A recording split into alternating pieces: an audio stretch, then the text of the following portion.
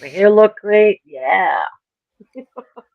All right, friends, family, other people, we are live. My name is Kevin Mathewson, and I am the editor of the Kenosha County Eye, a web based newspaper here in Kenosha County, Wisconsin, southeastern tip. And we're also streaming on Johnnie Walker Dread's YouTube channel. And we have with us a woman who needs no introduction, Grambo, Joanne, also known as the pistol packing woman who was a state's witness. Well, actually, who subpoenaed you? I keep forgetting. Was it the state or was it the defense? And you're muted, darling. Did they both? Yeah, sorry. Both subpoenaed me, but I only testified for the defense. Okay, so you wiped your ass with the state's subpoena. Is that what I hear? Yes, more or less, yes. Okay.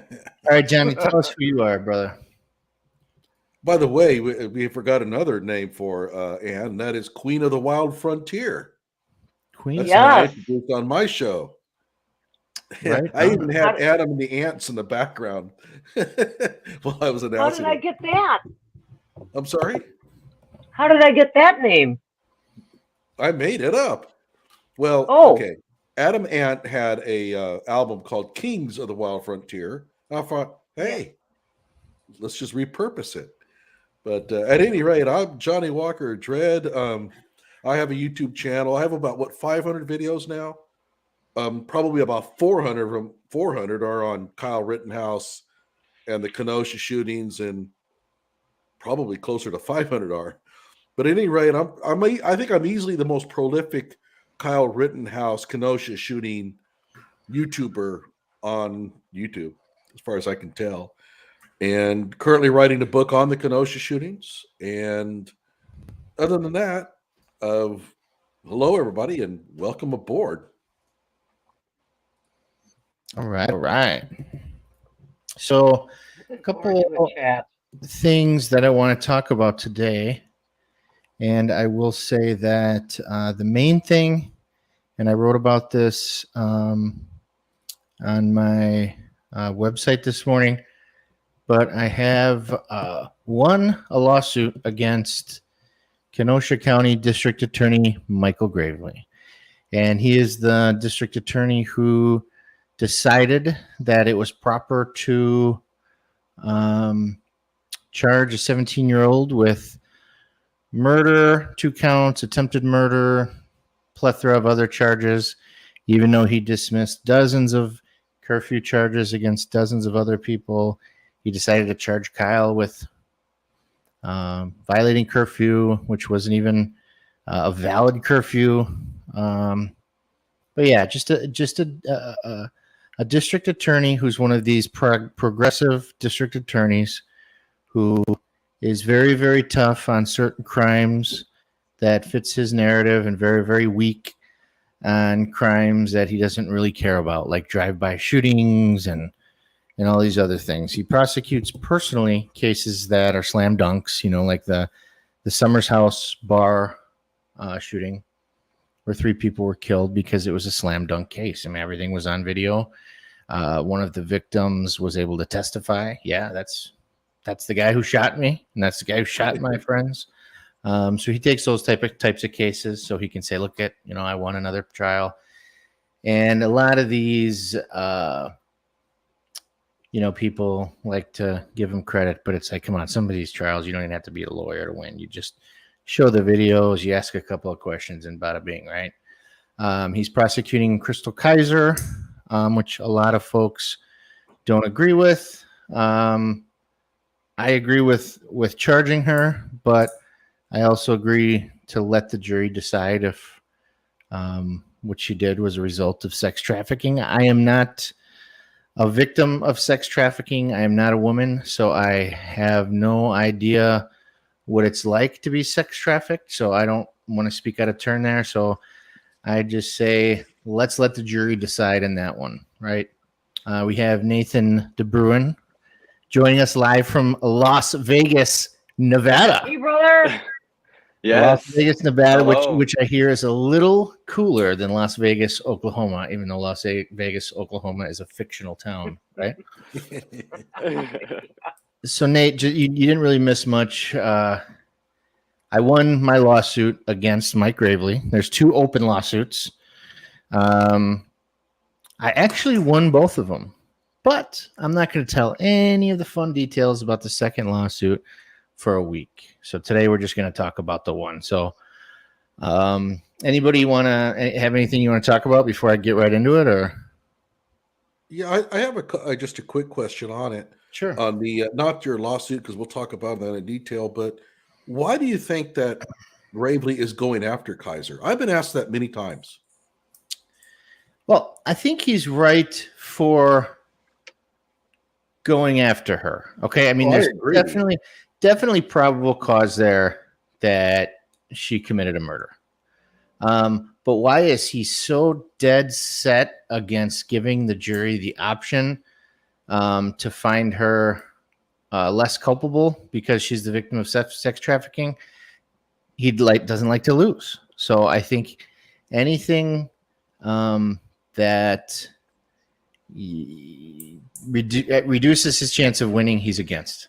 So I would disagree with you, although he's not. If this is not an option to be less culpable, this, according to what the defense is arguing for, they're arguing that if she can claim to be a sexual trafficking victim, in other words, the crime was related to it, she gets off. This is not a reduction from first degree to second degree. well, it could be right, but it could, but she's got a few charges, and she's got bail jumping. She's got, I think, burglary.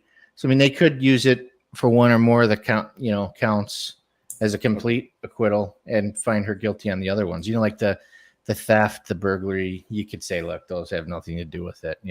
That was just kind of a bonus, right? Mm-hmm. But yeah, he wants to put her away. I don't know why he's just so adamant about that, but he wants to win. And when he makes a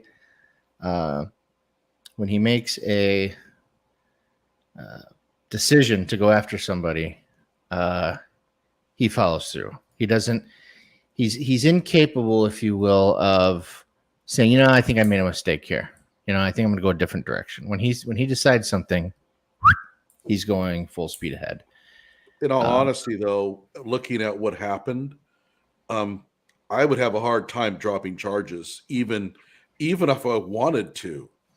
My God, the evidence is really. Yeah, I mean, at this point, it's either going to be a jury trial, or she'd have to plead straight up to all the charges. That's about it. Mm-hmm. So let's get into this. So sure, let's hear what happened. June 7th. What was it? 20 or 20? These years just blend together. I am telling you. So this would be June 7th, 2021.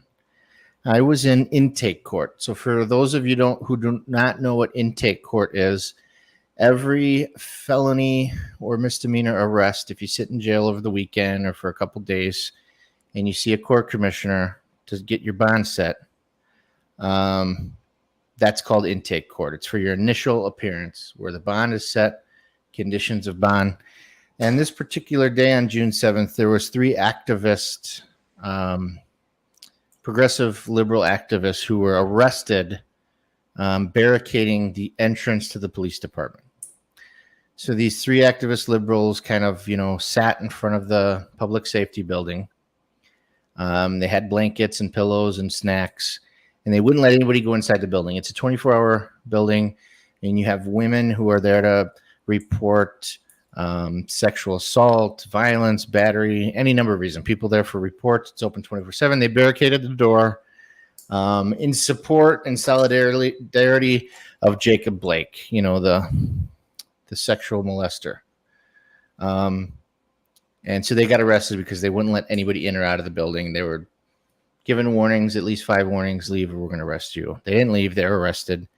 They were supposed to be in court on June 7th, so I was there. Now, in Wisconsin, just like many other states, if you're media or not, you need permission to photograph, audio record, video record inside a courtroom. It's very important rule. You can't just have any member of the public taking videos. It just creates, awkward situation, and there's the, you can't just do that, right?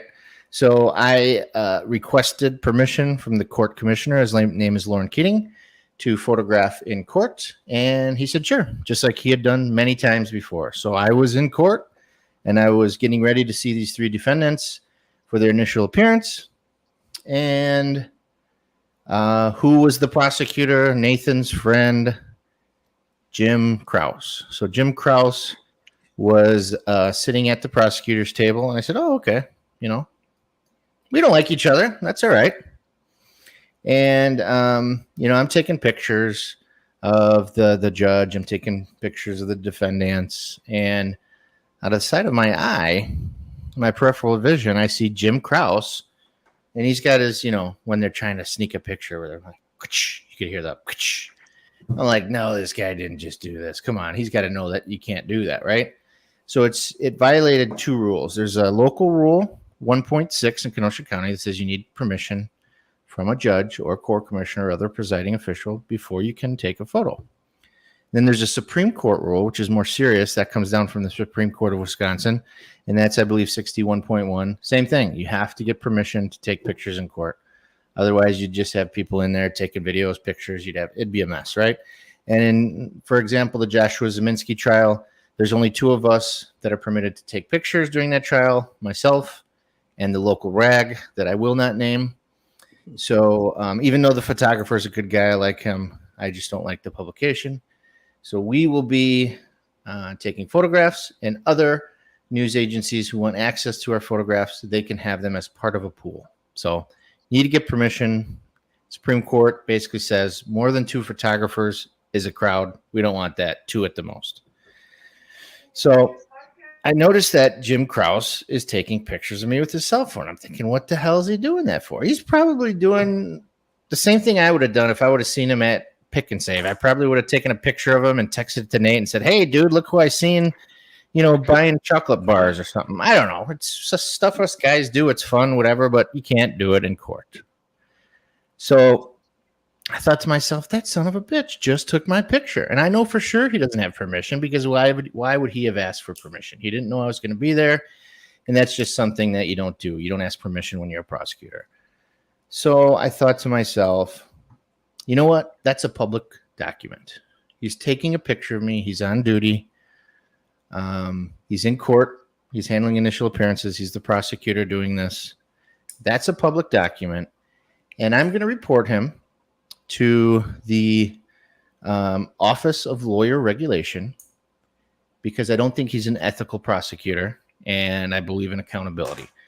So I said, what do I need to prove that he violated the local and Supreme Court rule? Well, I need the picture he took of me, because if you can see me in a picture from the direction of the prosecuting table, well, that must have been James Krause. So I did a public records request to the DA's office, and I said I would like a photo of the picture or pictures that Assistant District Attorney James Krause took of yours truly. A couple of days later, I received a letter from DA Michael Gravely that says, I conferred with ADA Krause, and yes, he did take a picture of you, but no, I will not be providing it to you because it is not a public document. Because, and check this out, because it was in between cases, so he technically wasn't on the clock, which prosecutors are salaried. A lot of people are. You're always on the clock. Sometimes you got to go to a crime scene in the middle of the night. Sometimes you work till 8 p.m. Sometimes you can go home early. You're always on the clock. Bullshit. I called bullshit. Okay. So then the other part of my public records request was I would like to know who he sent it to and all communications from his cell phone with that photo, because I knew he probably sent it to T. Claire. Maybe he sent it to his boss. Maybe he sent it to his boyfriend or his wife's boyfriend. I don't know who he sent it to, but I figured he sent it to somebody, right? So I also asked for any communications that he sent or received from his cell phone with that photo. So Gravely says you can't have it. I said, listen, I've sued before for public records requests. I've won before, never lost. Are you sure you want to do this? Go ahead, he says, right? So I sue him. I sue the district attorney's office. And damn it, I did it by myself, pro se. And I had to go to a couple of court appearances. And here's the weird part. When the district attorneys, although they work for Kenosha County or Milwaukee County or Racine County, they actually are state employees. That's why it's called the state, the state of Wisconsin versus Kyle Rittenhouse. So their paychecks come from what's called the Department of Administration, which is a state agency that the governor heads.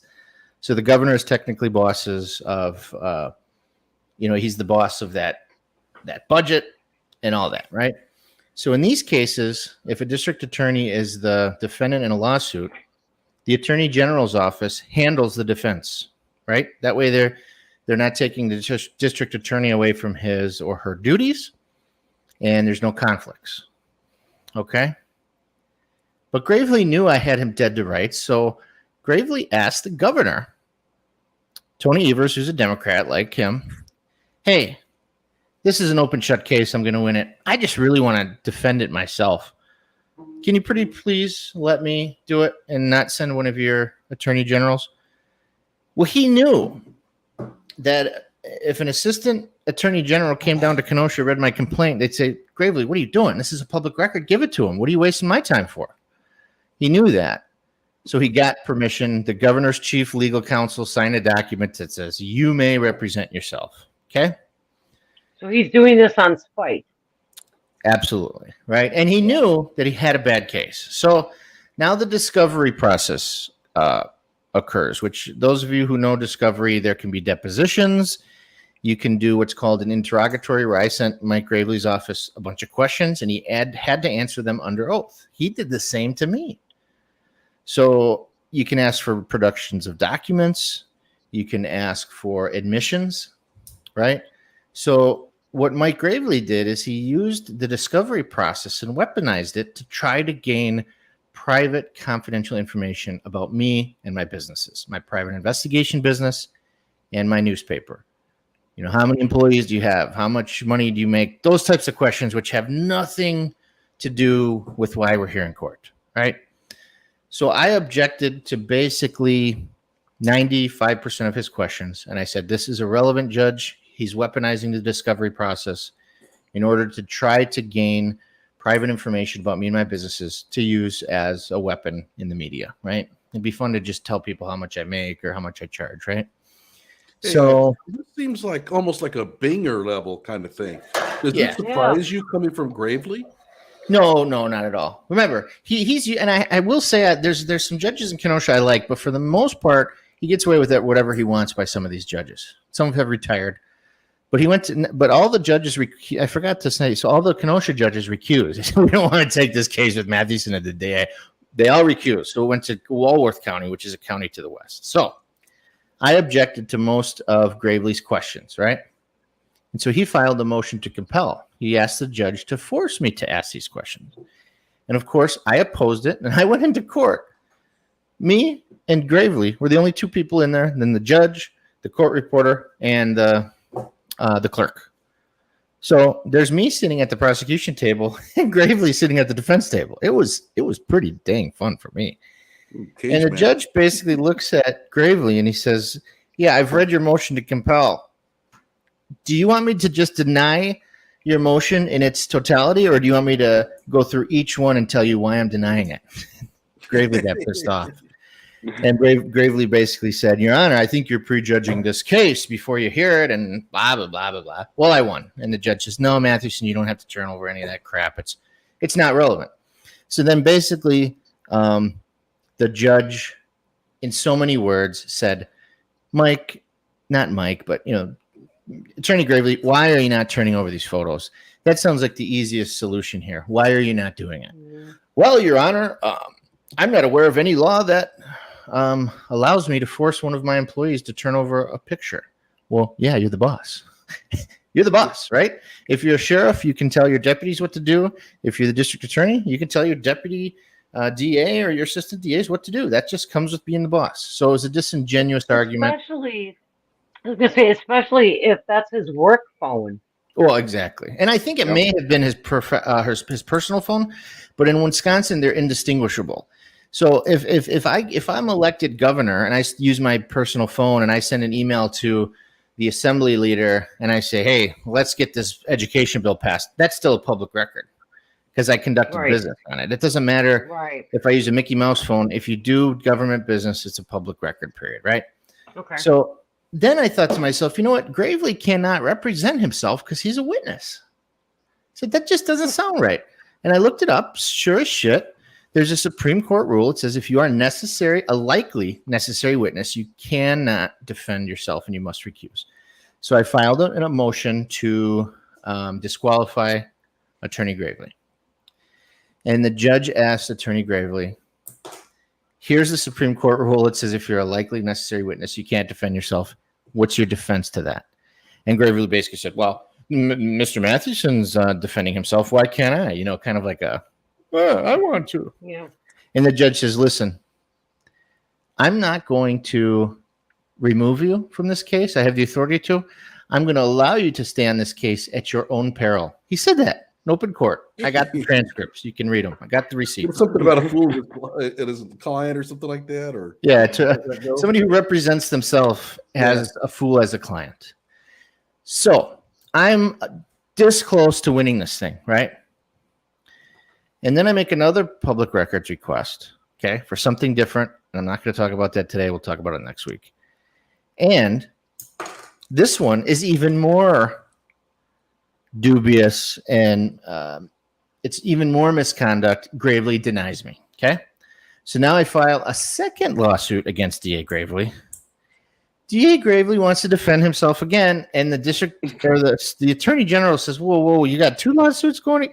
And the district attorney general says, oh my gosh, I'm reading both these lawsuits. Talk to the governor. The governor says, you can't, we're going to take you off of both of these, Mr. Gravely. So now they assign a different lawyer to represent the DA's office, and that's an assistant attorney general who within about 2 weeks, what is this going to take to go away? Let's start talking numbers.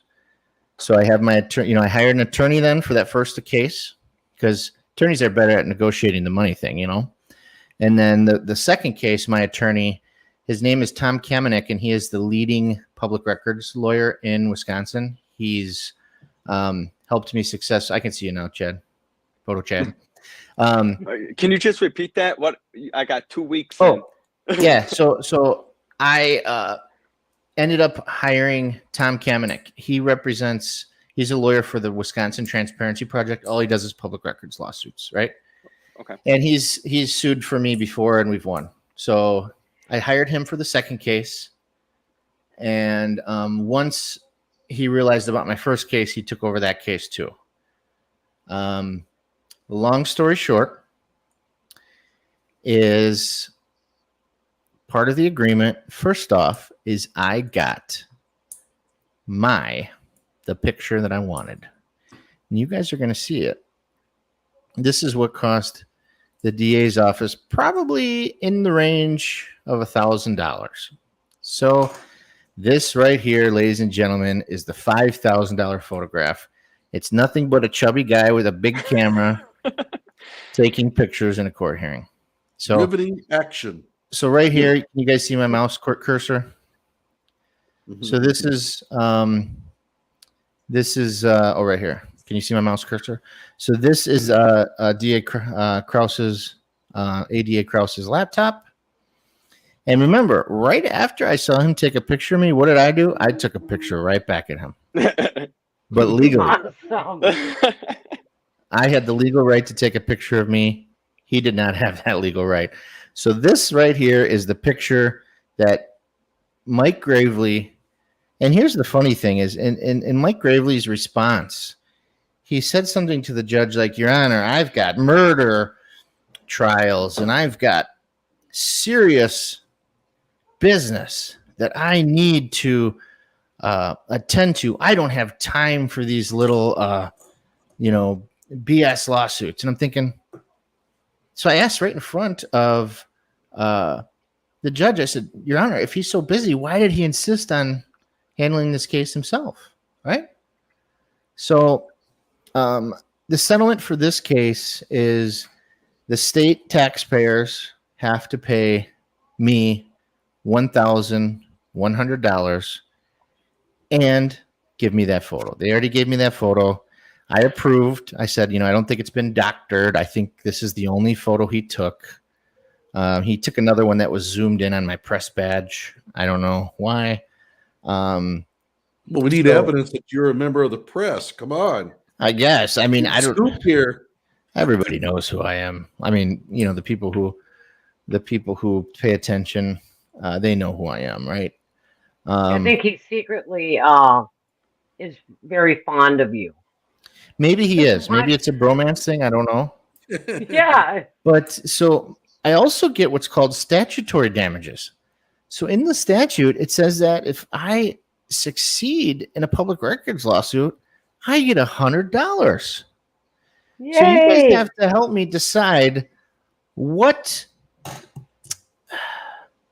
kind of cause can I donate to that is a good cause to people like us, patriots, conservatives alike, that would just make some bourbon.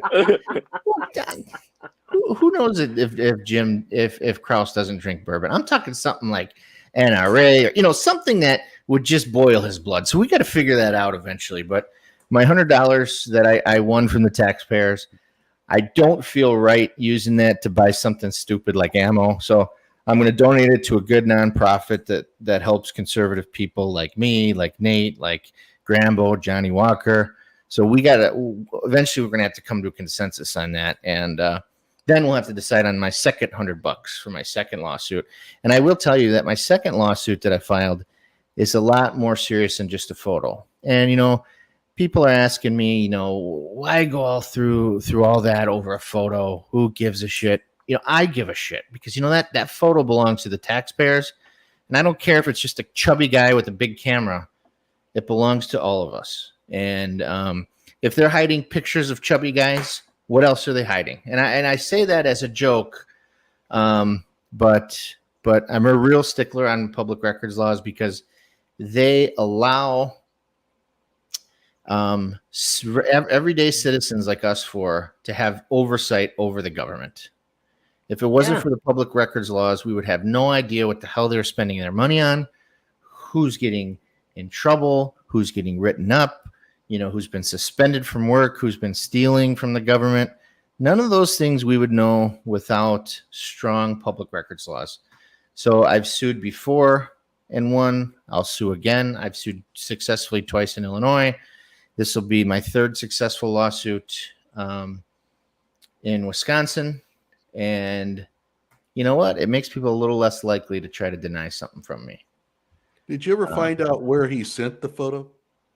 So, I'm glad you brought that up. So in one of my requests, they're called interrogatories, where I can send the DA, the people I'm suing, requests questions, and they have to answer them under oath. So it's basically like a deposition, but there's less, gotcha moments. So it's a little less strategically, efficient. But I asked, who did you send the photo to? Who did you show the photo to? You know what the response was? It's like a lawyer response. I don't recall. I remember showing it to my wife, but I don't recall to whom else received the photo. And it's like, what? If I saw, somebody saw T. Claire in traffic court. I don't know if you guys saw. I retweeted it, but they saw. You saw that they saw him in traffic court, doing speeding tickets. Oh, I'll take 2 points off your driver's license if you just plead guilty. Blah blah blah. Right. So the guy took the picture and he started sending it around, and it was funny because he said, "Oh, look, T. Claire got demoted." Right. So everyone's sharing the photo and everyone's posting it. So if somebody would ask me, "Who'd you send it to?" I would have said, "I sent it to this guy, my wife, my brother." Gosh, that's 12 people. Maybe another 10. I can't remember. But to say I don't recall, maybe my wife, it's disingenuous. Nobody believes that. And I could have pursued that, but I won. Right? I won. That's good enough for me. So did you even ask him why he took the photo? Yeah. Well, so he put in. So here's the crazy part, right? And this is how people like Mike Gravely, they know how to manipulate the fake news media, because the fake news media, they repeat the talking points from their allies. So Mike Gravely, in responding to this lawsuit, talks nothing about the merits of, is it a public record, is it not, and starts attacking me. Mr. Mathewson is very harsh when he tries to interview witnesses, and he's in one case bloggers. Well, this is the thing. I'm a criminal defense investigator. It's my job to track people down and try to get the facts. If people tell me get off my property, don't come back, I always honor that. But you know what? I'm damn good at what I do, and I get results. So he tried to make a fool out of me by saying that I was just some asshole. And you know what? The Kenosha News, instead of writing an article about the merits of the lawsuit, they write this article about, D.A. Gravely says Kevin Mathewson is a piece of shit, right? So I talked to the editor today, and I said, look, well, you wrote this article basically saying that this is a bullshit lawsuit. Well, I just won. And I said, I think a district attorney that doesn't turn over public documents until you sue and you're successful, that's newsworthy. And I think that's of public concern. Wouldn't you say, editor? Yes. And so he's going to do an article. And so that's good. I did my article. But so next week we'll talk about my other successful lawsuit against the same dude, same clown, different circus. And then I also wanted to announce today about a lawsuit I filed today. Do you guys want to hear about that? Yeah. So it's kind of like goes along the lines of like what's been going on with Kyle. So just like with Kyle, ever since I put the call to arms on Facebook, I've had a lot of people say things about me, a lot of things untrue, a lot of things hateful. But most of those things I just kind of have to brush off, because I realize I put myself out there and a lot of people disagreed with what I did. A lot of people just said, let the private businesses burn. As long as they're not killing people, who cares? And I adamantly disagree with that. I think it's asinine. I think those people have mental disabilities. But anyways, there's people that disagree with me. They have the right to do it. But there was one, I got death threats. I got people posting my address online, which I'm thinking that's probably not smart to send people to my house to try to hurt me. I mean, that's the stupidest thing someone could do is come to my home. But you want to come to my home to do me harm?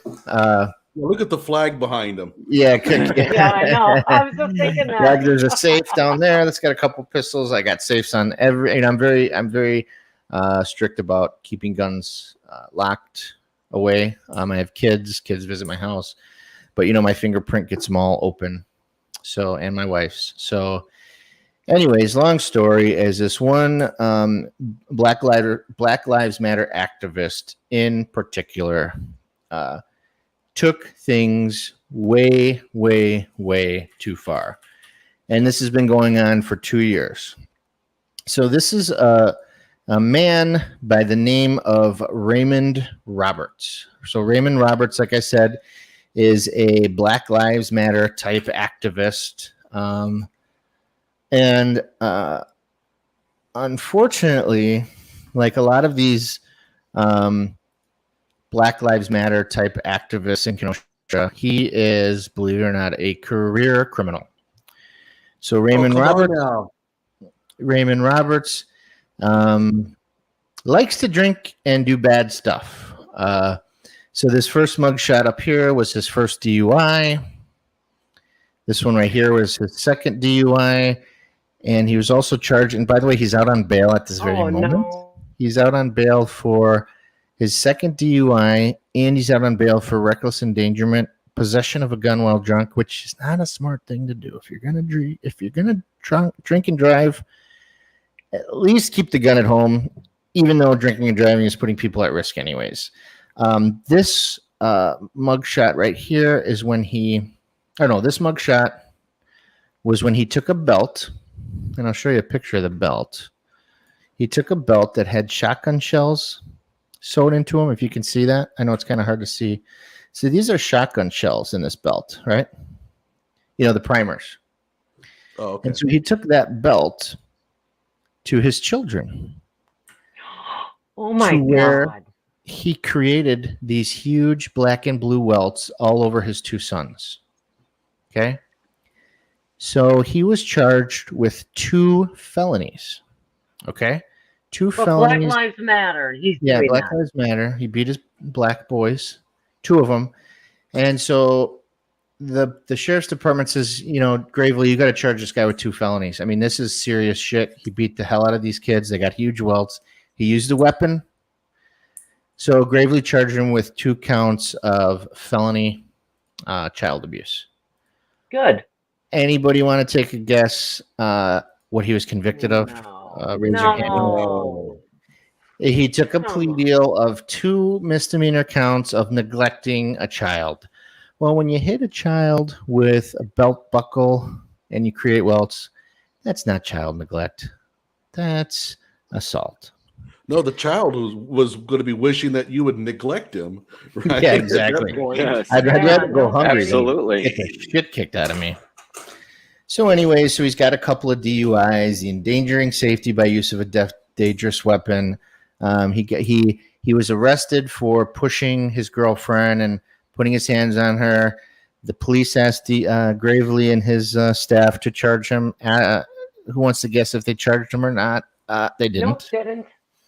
So that one mugshot, he wasn't charged. So this is the gun he had in his possession when he was driving drunk this most recent time, and he blew a .165, which is more than twice the legal limit. And he had a weapon with him? That's a felony. Not in Wisconsin. Not in Wisconsin. What? Most states, yes. No. You're not allowed to be drunk and have your weapon with you. You're not, but it's only a misdemeanor, unfortunately. So Raymond Roberts also used to own a business. I think it was called Good Garden Cafe, and it was like you could drink tea, and I don't think they had a liquor license, or they did for a little bit, and they had like books. It was a weird business. It failed. Oh yeah. Every college town has one of those, right? Right. So, anyways, it failed, and I think he never paid any type of taxes.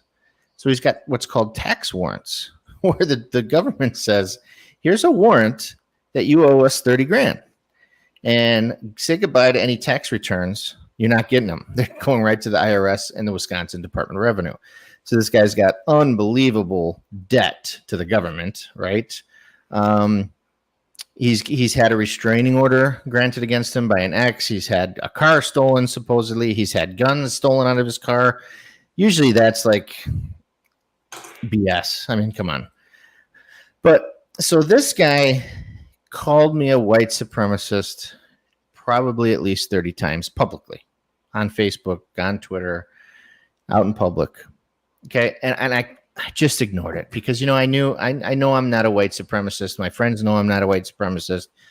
Most people know I'm not a white supremacist. Okay. Me asking for people to come to Kenosha with guns to protect our property, our lives, our neighborhoods, like Ann. Okay. Yeah. They came to help us. They didn't come because of the color of anybody. Nope. Kyle Rittenhouse did not kill anybody or shoot anybody because of anybody's color. Nope. Nate DeBruin was not taking photos based on what color anybody was. We were interested in the people who were damaging our city and creating thousands of dollars worth of pain and suffering. And we're, sucker punching a 71-year-old who had to get his jaw wired shut, or throwing a brick at a police officer, knocking him unconscious. That's what we were worried about. It wasn't about race. And these 3 idiots that Kyle shot, the 2 that died and the one that got his arm vaporized, were white, and they were the biggest idiots out there. I'm sure we could learn more, but we'll never know everything, right? So I let those comments go, right?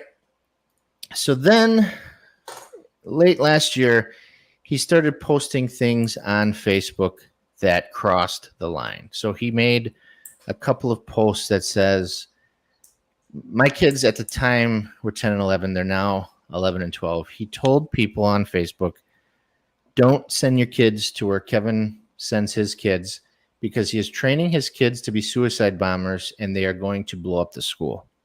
Oh my God. Oh my God. So not only is that defamatory, it's not true, but I perceive that as a threat.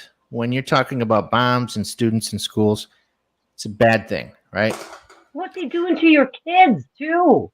So I contacted the police, and a blue shirt, just a patrol officer, came and talked to me, and he said something like, "Oh yeah, that's not really a threat. He didn't threaten to blow up your school. He just said your kids are going to throw up at school." And I'm like, blow up the school. I'm like, I'd like to talk to a detective. I think it should go to somebody who can invest. No. He said, we're going to close this case. I said, no. No, you're not. Going back, bring a sergeant out here. I'm not the type of person to just say, okay, and leave it alone. So a detective got involved. If the mayor made that comment to the police, if somebody had said that the mayor, handcuffs. Oh, are you kidding? People would be in handcuffs. So I talked to a detective and I said, hey, look, this, and what's funny is that cop who didn't want to get a detective involved, I said to him, do you have kids? And he didn't want to answer. Sometimes cops are just too cool to answer basic questions. Like they're not human, they're superhuman. I said, do you have any kids? He's like, well, I don't really want to answer that. I said, okay, you don't want to tell me if finally he said, yeah, I have 2 kids. I said, if somebody talked about your kids going to school with bombs, would you call the police? Well, yeah, I would. I said, okay, so that's why I'm calling the police. That's why I'm talking here. So a detective got involved, called Roberts, said, hey, look, you can criticize this guy. How about you leave the kids out of it, right? Leave the kids out of it, for crying out loud. So they gave him a warning. They talked to the deputy district attorney. They basically said to him, cut that shit out. Well, he didn't cut the shit out. So then he would put up links to my Google page for my businesses, ask people to leave bad comments. Then he started posting my address all over social media, saying, hey, why don't you go give Kevin a visit? So it just kept getting worse and worse and worse. And so a couple of days ago, he sent an email to all these local politicians, right? And I was alerted to it, of course. And he said in there, Kevin Mathewson is listed on the Southern Poverty Center as a white supremacist. And I'm thinking to myself, I'm pretty sure I would know that. So I looked, no, I'm not on there. Ryan Balch is. You guys know who he is. So somehow they put him on there. Maybe he made some stupid posts on Facebook or something. I don't know. He's on there. I'm not. I have a video on that, by the way. So he made. Hold on a second, Kevin. Hold on. Back up. So, where are you supposed to be listed? What was the name of that? So there's a website called, I think it's an organization, like a nonprofit. It's called the Southern Poverty Law Center. And their job is to keep track of white supremacists and domestic terrorists. And I think it's a shitty organization. I don't care what they say. If they said I was a white supremacist, it wouldn't bother me. But they didn't say I was a white supremacist. Yeah. And so I have a video on them, and I actually disclose some of the tactics they use, but they're really good at using innuendo. So they will like make these little reaches, like he was actually forwarding a tweet by a person who knows this neo-Nazi. And of course, there's that little, almost everything is about a guilt by association with them. And with Ryan Balch, I went through that with a really deep dive. His white supremacy all comes from the fact that he had a screen capture where he had a flag behind him that was used by the Boogaloo Boys. That was it. Sure. So, and if you click on other links, they're all dead links, which is really shoddy journalism. I mean, you're not going to preserve that evidence for the future, right? So it's a really shoddy organization. They get away with a lot of this crap. The Southern Poverty Law Center is not a credible organization. If you want to know if there's a person who's a white supremacist or a group that's a white supremacist, you go to the FBI. They actually track this stuff. Sure. And then I'll give another one. The Proud Boys. If you go to the Southern Poverty Law Center, they're white supremacists, they're hate-filled, whatever. Go to the FBI. They're not listed. Well, isn't the leader of that group black? Yeah. He's Cuban, but he's Yeah, he's definitely black, but dark he's skin from Asian, Cuba. Hispanic American. Yeah. Yeah. So, anyways, so up until now, he was saying things that obviously were not true, but now he's gone and made a material claim of fact, saying that I appear on this website as a white supremacist. I looked and I knew I wasn't on there, but I looked. I'm like, I'm not on there. Look, I'm not on there. So then this idiot puts the nail in his own coffin. The next day, he puts up a Facebook post. It says, "Hey guys, you're gonna love this. I was fucking with Mathewson, and I sent this email to all these politicians saying he was on the Southern Poverty Law Center website, and of course I was lying, but he had to go check." Ha ha ha!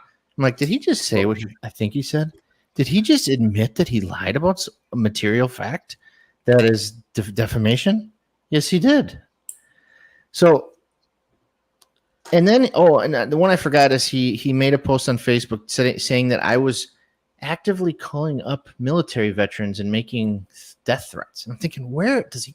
This guy's got some kind of mental illness, but he's smart enough to be dangerous. And so he's saying that I'm threatening the lives of military veterans, that I'm training my children to be suicide bombers, that I'm a white supremacist, a white nationalist, and a domestic terrorist, right? With all those things, the totality of what he's claiming about me, it's so easy for either me to disprove them or for him to be completely unable to prove them. So I thought, you know what? I've had enough. And this guy doesn't have money. Like I said, he owes the IRS tens of thousands. I don't want a penny from this guy, but you know what? I want to show people that enough is enough. And I think that's kind of what Kyle is thinking about. You know, so this is what I did with Roberts is I sent him an email last night and I said, "Hey, look, I don't want to sue you. I'm sure you probably don't want to get sued. This is what I want you to do. I want you to take down all these posts and send him, and his Facebook is wide open. He's such an idiot. So I said, take down all these posts where you call me a white supremacist. You talk about my children, and somebody said on his thing, oh, Kevin's kids are dicks. They're 11 and 12. They're in 7th and 6th grade. I'm thinking, you know, if I don't sue this guy, you know, maybe it's stress release, because when I look at people, talking shit about my kids, there's nothing you can do. I mean, am I the only dad in this group? I think I'm the only Probably. dad. Yeah. But when you got 2 kids, when if somebody would call your 11 and 12-year-old sons or daughters dicks or fuck them, it's something different. You know, Donald Trump Jr., Ivanka, Hunter Biden, they're not off limits because they're adults and they can defend themselves. But minor children, that's a new kind of disgusting evil, right? So I thought to myself, I have to sue this son of a bitch, right? And I sued him for defamation. It cost me $292.85. Got some advice for some lawyers, and Worth every penny. it's basically, I don't know how he defends this. He would have to prove, I mean, the white supremacist, he could maybe say, oh, you know, his call to arms was meant for black people. He could say that, but how does he prove that? How does he allude to that? I was out there with black people, Hispanic people. I was in the minority. In my neighborhood, it's a very diverse neighborhood, but how he could possibly begin to win this case is beyond me. So I'm asking for punitive damages, asking for attorney's fees, of course, and I don't care if I ever get a penny from this asshole. But I want to take a stand, and I'm tired of getting pushed around by this loser who's a career criminal, irrelevant person that thinks he's relevant. And I'll tell you a quick funny story is the New York Times was doing an article about me and the riots and the call to arms I did. And for some reason, they interviewed this Raymond Roberts guy. And this Raymond Roberts guy says something like, Oh, God. you know, if I was pulled over drunk with a gun, the police would shoot me. it's printed in the New York Times. This asshole saying, if I was ever caught drunk driving with a gun, I would be shot and killed. And I'm thinking to myself, that actually happened to you dumbass, and you're alive. So, Yeah. so the hypocrisy knows no bounds with this type of human filth that we deal with in our society. But the thing is you can't say things about people you know to not be true. You just can't do it. If I said, Nate DeBruin is on the sex offender list, right? I know that's not Not true. everybody. Yeah, of course. Yeah. If Gotta I be said that, careful out there, okay? yeah, if I said Watch that, what you say there, Kevin. you're not going to sue me, Nate, right? Everybody knows he's not. You could look it up. You could easily disprove it, right? So if I say Yeah, that, but that's the fact is people don't look that stuff up. They take these idiots' words for that, and what that does to your family. exactly. Ridiculous. So, I value free speech 100%. So if somebody wants to call me a nut job, call me a nut job. If they want to say the Second Amendment is outdated and it sucks, go ahead and say it. I think you're wrong. Those are fighting words. Right? I think you're wrong. Yeah. If you want to call me a chubby piece of garbage, go ahead. If you want to call me human filth, go ahead. If you want to say I shouldn't breed, go ahead. Don't call my kids dicks. Don't say that they're going to be blown up in their school. Don't say that I'm featured on this website as a white supremacist when I'm not. Don't say I hate black people and minorities when I don't. Don't say that I'm making death threats to military veterans because I'm not. These are things that I can prove are not true. He crossed the line, and even if he hires, so this guy, by the way, lost both custody of both of his kids, which is just, right? You beat the shit out of your kids. And I think he was behind on child support, so the judge yanked away his kids. He's got, I think, 2 hours per week supervised visits. I mean, that's just what kind of person he is, right? He didn't even have the money for an attorney for that. So this guy, facing losing custody of his two kids, and maybe he just didn't give a shit. Maybe he didn't care if he lost custody of his kids. Didn't even have enough money to hire an attorney to save custody of his two kids, right? So the fact to think that he would hire an attorney to defend this lawsuit, I think it's almost completely out of the question. And so I think I'm going to win summary judgment. I mean, unless he would have to come up with some pretty good defense.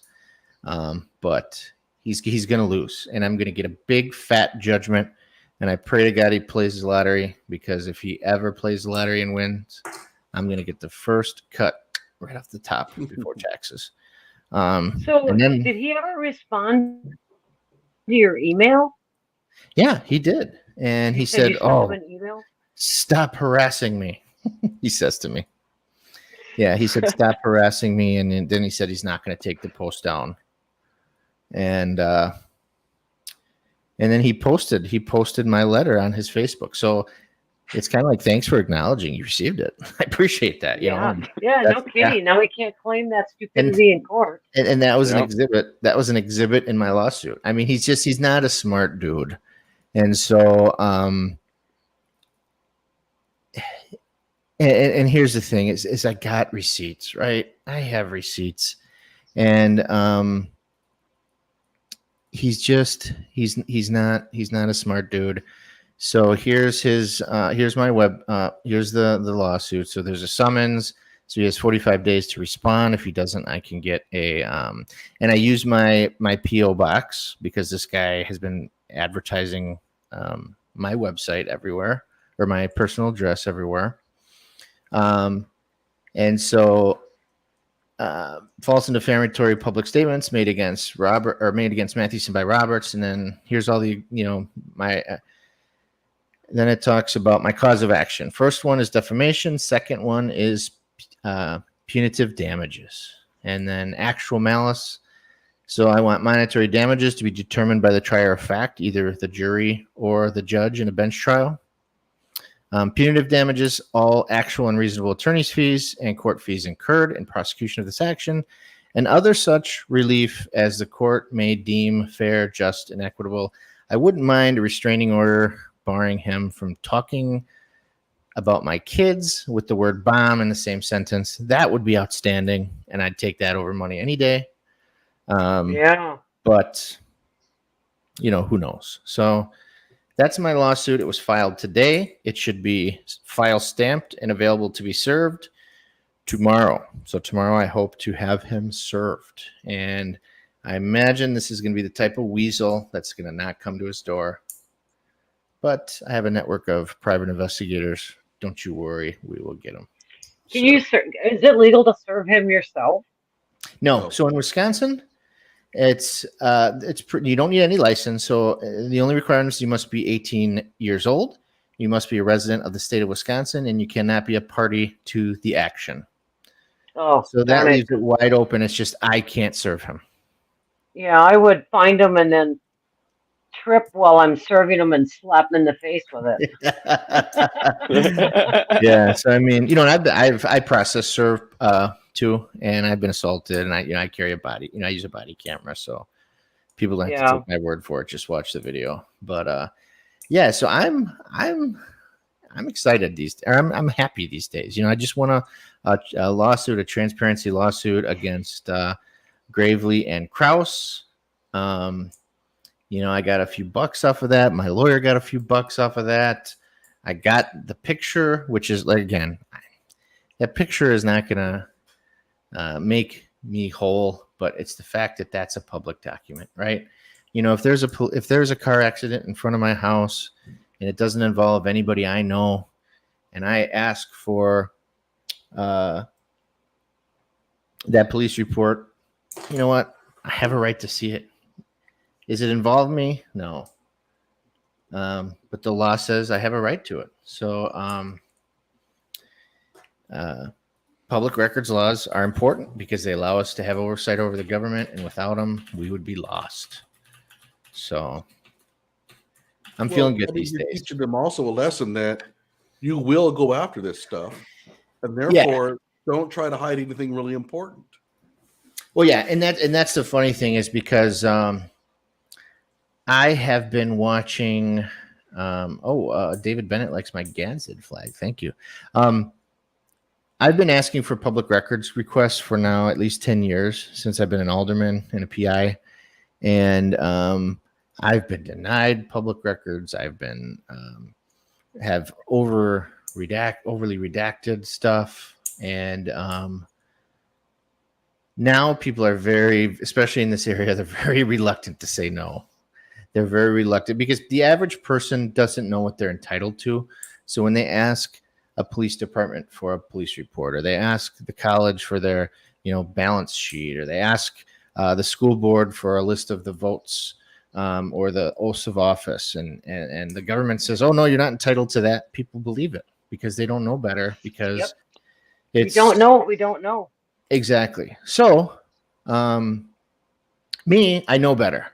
And I'm not a lawyer. I'll never pretend to be one, but I know the public records law pretty well. I know I know the case law pretty well, and I've been very, very fortunate to have the best public records lawyer in the state go to bat for me now 3 times.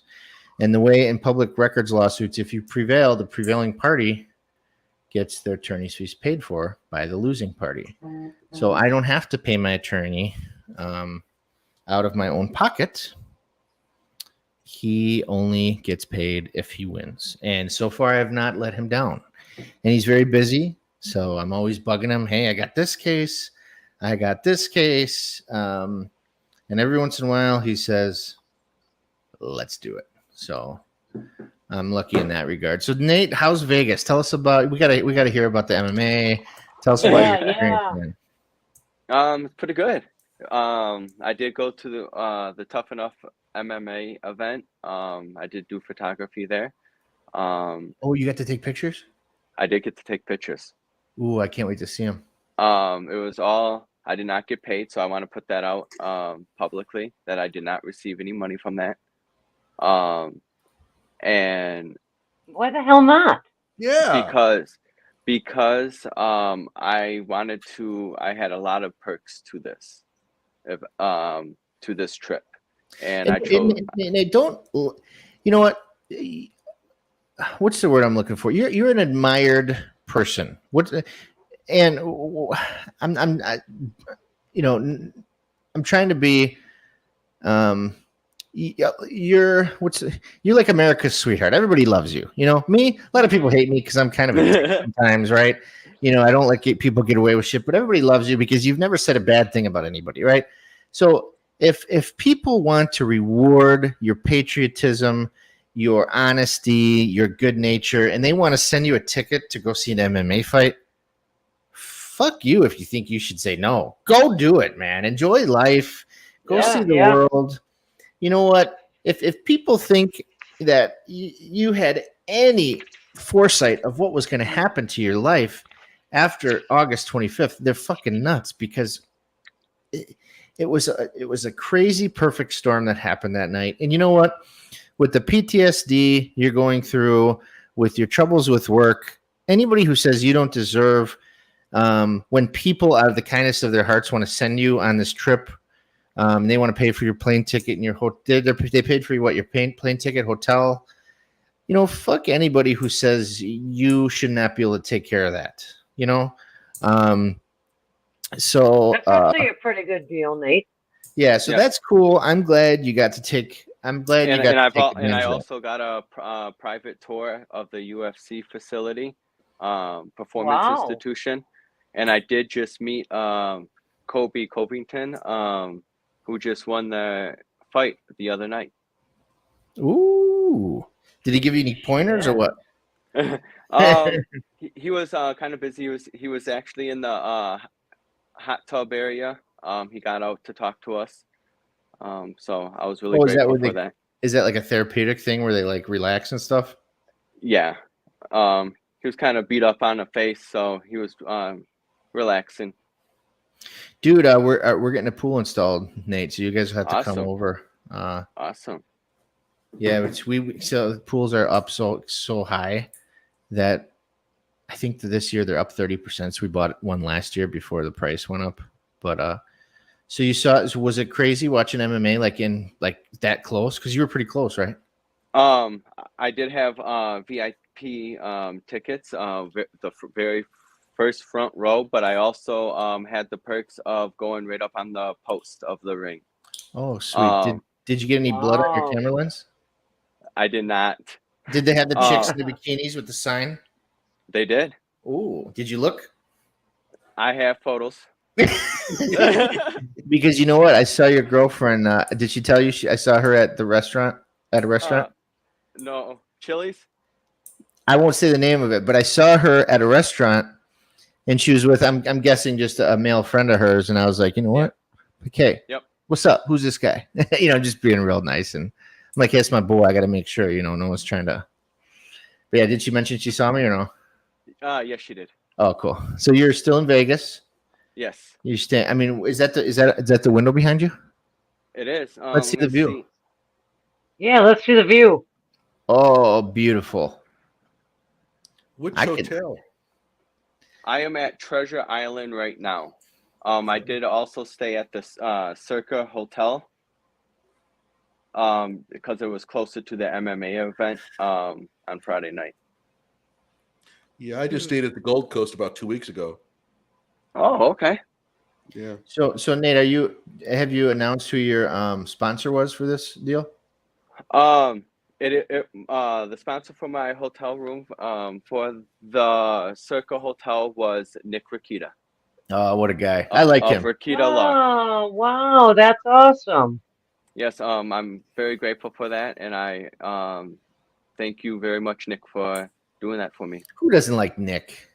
See, he's like you, where everybody loves him. Well, I guess I shouldn't say everybody. Like he's had a couple feuds, but I love. You know, he's just, you know, he'll look in the camera and say, "Are you a bitch?"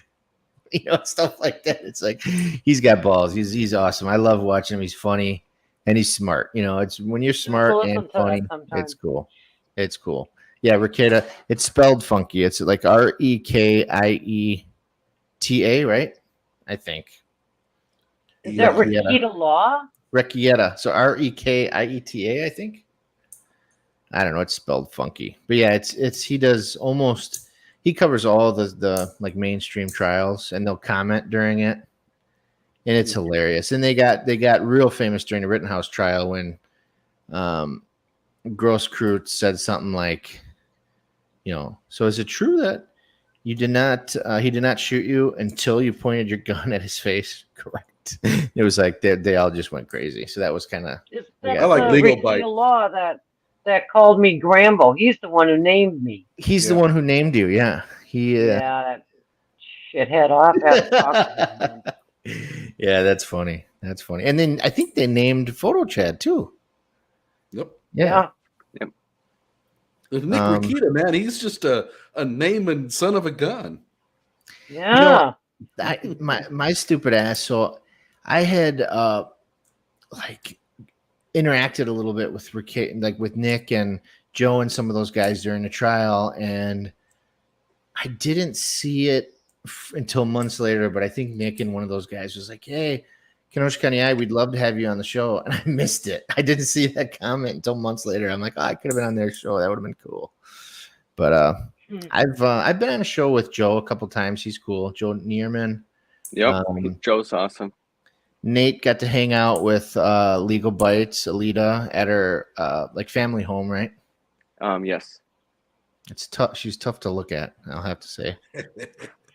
No, she's really, really. She seems like a real, genuinely sweet and intelligent young woman. So when do you get back, Nate? I'm actually flying home early tomorrow morning. Actually, 8 hours. Oh damn! Wow. You got to get some sleep, bro. I'll sleep on the plane. Oh, nice. How long is that flight? A little over 3 hours. Are you going to Milwaukee or O'Hare? O'Hare. Sorry, I would have got you. I would have scooped you up. Kevin? Are we boring you? I would have offered to get you from Milwaukee, but O'Hare, I say F that, man. That's a zoo. I do also want to thank a few people just since I brought up some people that have done some amazing things for this trip to happen. I also want to thank Paul. I won't say his last name yet. He asked me to keep it private. Sure. He was my personal driver and security for me while I was out here. So I just want to thank him personally for everything that you've done for me while I've been out here.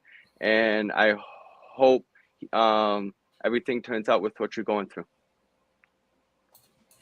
Nice. Awesome. Oh, I should clarify something. The Gold Coast Casino that I was staying at, it was in Las Vegas, Oklahoma, not the one in Vegas. So just let you know. You guys want quite glamorous. Do you guys want to see something funny? Hold on.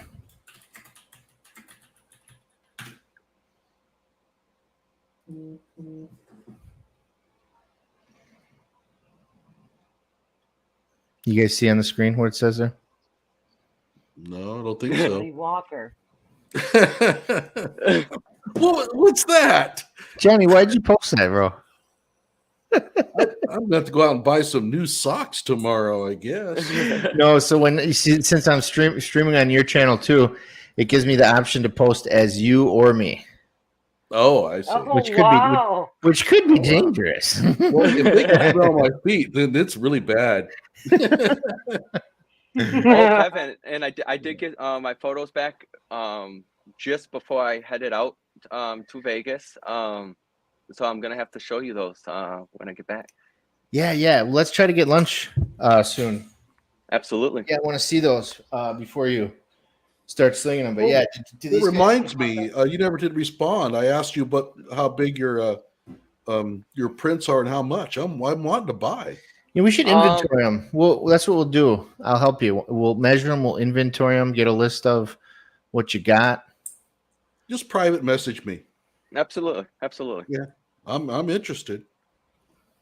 I have this huge wall in my office that I need to fill, and some good conversation material would be great. Absolutely. Yeah, I mean, original exhibit from that trial. Absolutely crazy. Absolutely crazy. So, Grambo, how have you been? How are things going?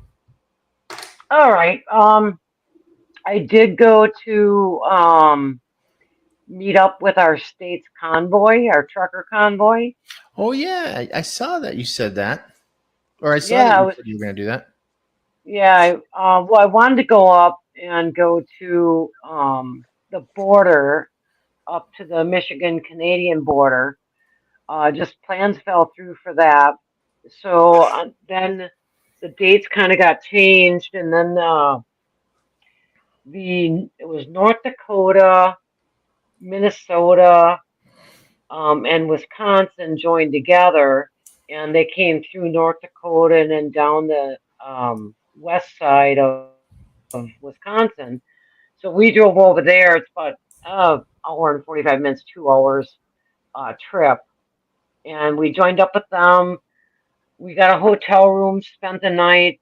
Unfortunate things happened. There was an accident. Two convoys converged because the Nebraska convoy came up and met the Wisconsin convoy. So there was like over 500 vehicles, not just trucks, 500 vehicles total. But they got split up due to an accident. So the first convoy was about an hour and a half, 2 hours late to show up, and the second convoy came later at night, like around midnight or something. Then they all left out the next day.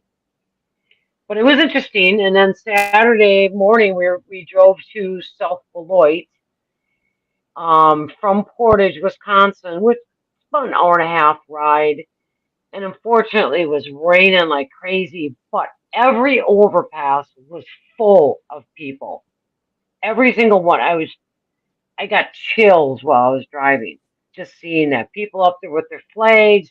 They're standing on top of the bridge, and they got like tarps hanging over their heads, and they got flags all along the sides of the bridge. People were standing um, on the front of the bridge, standing along the ledges. There were people parked on the side. What are those called? They go along the freeway, just a road that goes along the freeway. Mhm. There were trucker or farmers Frontage that were road. in Yeah. their 4x4s that drove to the end of their lot line to come up to the freeway to stand and cheer on the truckers. And that was all in the rain, all through Wisconsin. It rained. Once we hit South Beloit, the skies had cleared. It was sunny. It was beautiful. I thought So that it you'd was. be It on was. your motorcycle. You said you drove. Are you The, kidding? It was 36 yeah, the degrees. weather up Maybe the you had weather nothing up with here your tank sucks. top. Mm. Oh no, I was. You know what's funny about that? My hand has been twitching. So if I sit here, my hand's doing this. And I went out to breakfast with my buddy Sunday morning, and I'm like, look at my hand doing this. He goes, that's your throttle hand. It's twitching. I was going to say. So yeah, no, Oh I wish man. I could have taken the bike. And it's funny because when we came back, and coming back from South Beloit, it was so nice out. I saw a lot of bikes on the road.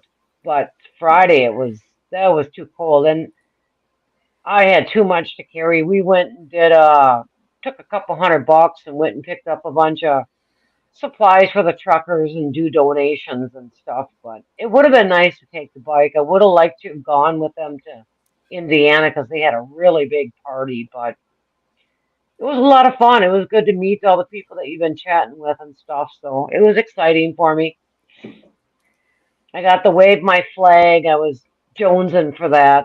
I sported three of them on the back of my Jeep. I had "Don't Tread on Me," "Let's Go Brandon," and the American flag. Oh, nice. Yeah. So, what does everybody think about the Crystal Kaiser's lawyers coming up with a sex trafficking story late in the case? Using Kyle, I mean, I think the case has no similarities to the Kyle Rittenhouse case. Kyle No. Rittenhouse would have been dead or seriously injured if he did not defend himself. That's the main difference there. But his lawyer, Crystal Kaiser's lawyers, they have a duty to give her vigorously defend her. They have a duty I have no to problem with the lawyers. protect her constitutional rights. And me personally, if I was the judge, if I was the Supreme Court, I would just give the jury, let the jury decide. And I think I told you guys this before. So, Judge Schrader has a lot of very interesting and wise sayings. And one of his sayings that he always says during trial is, I'm a lawyer, I'm smart, whatever, but I'll never be as smart as 12 jurors, right? So in other words, the jury is the best, is the smartest. They see all the evidence, right? So I never oppose letting the jury decide all these things, right? And in this case, I don't see the harm in letting them decide. So if her lawyers can really convince 12 people that what she did was because of her being trafficked, I think you got to let it in. You got to let the jury decide that. You're just giving in that option. You're not saying that she's going to walk free. You're just giving the jury the tools to decide that. So I personally think that they ought to let that be. The trial judge disagreed. I look at this Appeals thing a little overturned it. bit more beyond Crystal, and that is, what about the other cases out there? Crystal may very well get a very sympathetic jury here and get off. Okay, she gets off.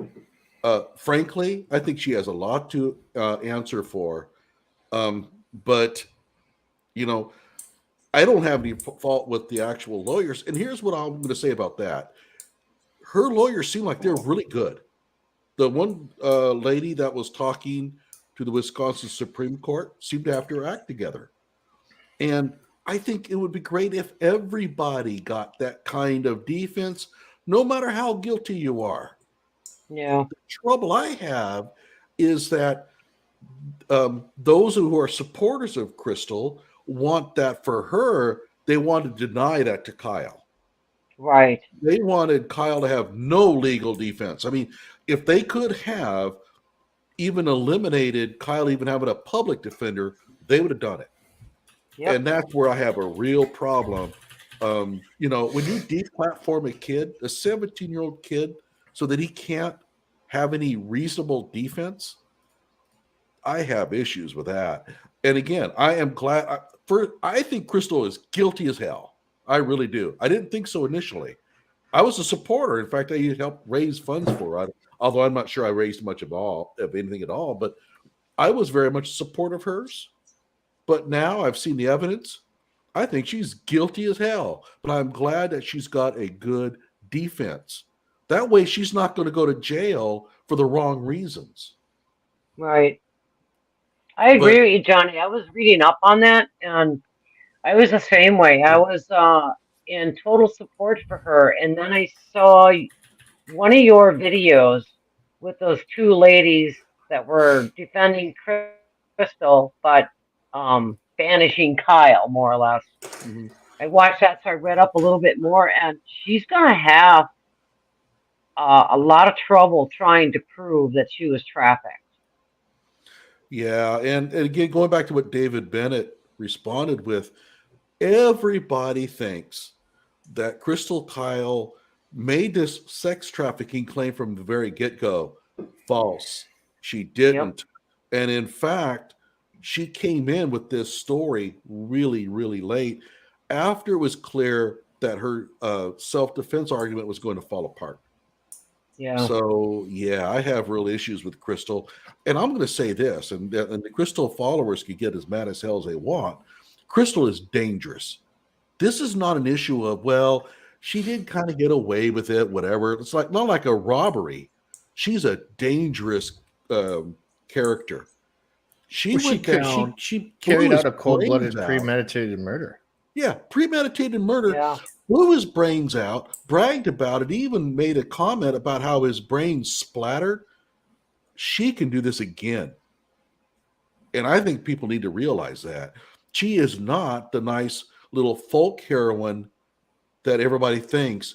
She is a criminal. She's dangerous as hell. She's violent. So, sorry. I know that a lot of people aren't going to like it, but I'm telling you, She is. And here's the thing too is I'm kind of sick, but I kind of hope she absconds and that liberal activist group loses all their money. They'll think twice before letting a premeditated murderer out on bond. Well, if she's found guilty, don't they still lose some money? I think in Wisconsin. Yeah, so we've been over this, I think. And so when you sign the bond for somebody, you're basically signing a contract that says you might not get a penny of this back. It can go towards restitution. It can go towards court costs. It can go to fines. So let's say she's sentenced to life in prison plus $100,000 fine. They'll take that right out of the bond, and they can petition the judge. It was some liberal group out of Chicago. Oh.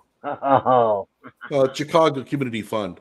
So, Roboman, real quick rundown is I asked for a public record from the DA, the DA's office. He said no. I sued him, and so now I get over $1,000 plus what I wanted. And I forgot to tell you guys. So I reported Kraus, for taking the photo of me because he violated 2 rules in Wisconsin.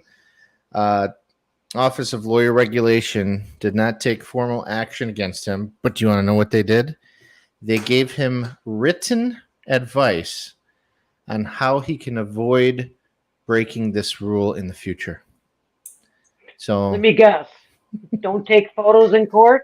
Don't break the rules. I mean, he knew the rules. Exactly. And what's funny So is, friendly. so the You know, investigator for the Office of Lawyer Regulation, in a letter to Kraus, basically said, hey, this is a long-standing rule that every attorney knows, right? So it's not one, I mean, ignorance of the law is never, what's the phrase, Johnny? Never an Ignorance of the excuse, law I is think, not yeah. an excuse. But in this Right. case, if he didn't know it, he's truly dumber than we all thought he was, because Yeah, right. it's been What a been forever. dumbass. I mean, just imagine back in the 1800s. You think you just go in a courtroom and flash one of those big bulbs like right in the judge's face? You can't do it. Is it storming by you, or is that the lights of? No, it Yes. is the lights of Vegas. Oh, that's cool. Yes. So what's the weather like over there? First. It's chilly right now. A little. There's actually snow on the mountains. I wish I could show you. Wait, when you say chilly, what do you mean? Yeah, I was going to It's- ask the same. Let me check on my phone to get you. Get ready the to be exact- very disappointed, Mr. Wisconsinite. So what's the temperature in Las Vegas, Nevada? Because if it's over 51 degrees. oh damn you, Right now, What is it? Nevada, it's 51. Fahrenheit. Oh, for a chubby guy like me, I go outside in my boxers and I'll be cool. I'll jump in the water. So that's funny. Yeah, it's, what you see, I know you can't see because the hotel light, but there's a big, on the side of that hotel, they're displaying a huge monitor, so they advertise on that, and that's what keeps blinking. Oh, that's cool. Hey, Yeah. potentially what- criminal. Do you know anything about defamation cases, bro? That's your No. lawyer friend, right? That's our lawyer What? friend, right? Potentially criminal. Is that our lawyer friend, Johnny? oh, I'm sorry. Yeah. I didn't know you were talking to me. Yeah, I'm that trying to is see- Sean, I think is the name. Yeah, Sean, I'm trying to figure out. Put in the chat. Do you know anything about defamation? Okay. Can you get him a link? I tried to find him on Twitter. I forgot what his name is on Twitter. I want to get his opinion about I my don't know if I defamation have his case real Twitter quick. account, but I could email him. Yeah, email him. Okay. I just want to get his thoughts real quick about my defamation suit because not legal advice, just thoughts. I know these guys they don't want to give out legal advice because they can put themselves in a liability. But I'm going to get going, guys, because I do want to get some sleep, and I do have a flight very early in the morning. I want to Call- thank you guys for letting me call me be tomorrow. on. Man. You're in Vegas. it's 8:30 there, right? Or 8:30 or 7:30? No, And- it's 7:30. Hold on, I still and have to Chad- get my room stuff packed and all that. Oh, okay. All right, man. Hey, give me a call when you get home. Okay, we'll do. All right, brother. Awesome. Hey, hold on, PhotoChad. This Okay. does not apply to you. What happens in Vegas stays in Vegas. That does not apply to you. We need to know. Everybody's gonna know. Definitely. Yeah. Hey, have you I'll been? talk to you Were you Sorry, take it recognized easy. about Vegas yet? one more time, Kevin. Have you been recognized yet? I actually was. I was in Apple store getting my phone repaired yesterday. And I was sitting there waiting for it to come back, and a lady came up to me and started asking me some weird questions, and it was clear as day that she knew who I was. Oh, that's awesome. And then Yeah. some very high up people at the UFC rep know who I am. Oh, so jealous. nice. Awesome. I walk around those casinos looking for people to recognize me. Nobody ever does. Like, yeah, That's because you got them sunglasses yeah, on. well, no, I wear the sunglasses too. I figure that'll help. But no, I Oh, definitely yeah. enjoyed the fountains, though. All right, Nate. Well, you have a safe trip, man. Call me Thank you, when you get Nate. home. Definitely will do. Thank you. You Take guys have a care. great night. You too. Bye, Nate. Sean, did you hear about my defamation lawsuit by any chance? Hold on, guys. I gotta fly Hi, too. Nate. Sorry, I gotta be up real early in the morning too. So I'm You gonna have a bomb out. Did you say you have All a right, see you flight later, too? Grandpa. Hold on 1 second. I'm sorry. Oops. All right, Grandpa. Have a good night, darling. We'll see you. Take care. All right. Sorry, I was still listening to you guys on YouTube. Oh, it's okay. Yeah. I listened to it a little bit. I mean, yeah, it sounds like you have something to work with, but you know, you're gonna have to collect on this guy at some point. And that's the thing is, honestly, I don't care. Well, I I hate mean, to say I don't care to collect, but I mean, just to do anything, I could see him not responding, and because he's not gonna be able to hire an attorney for this.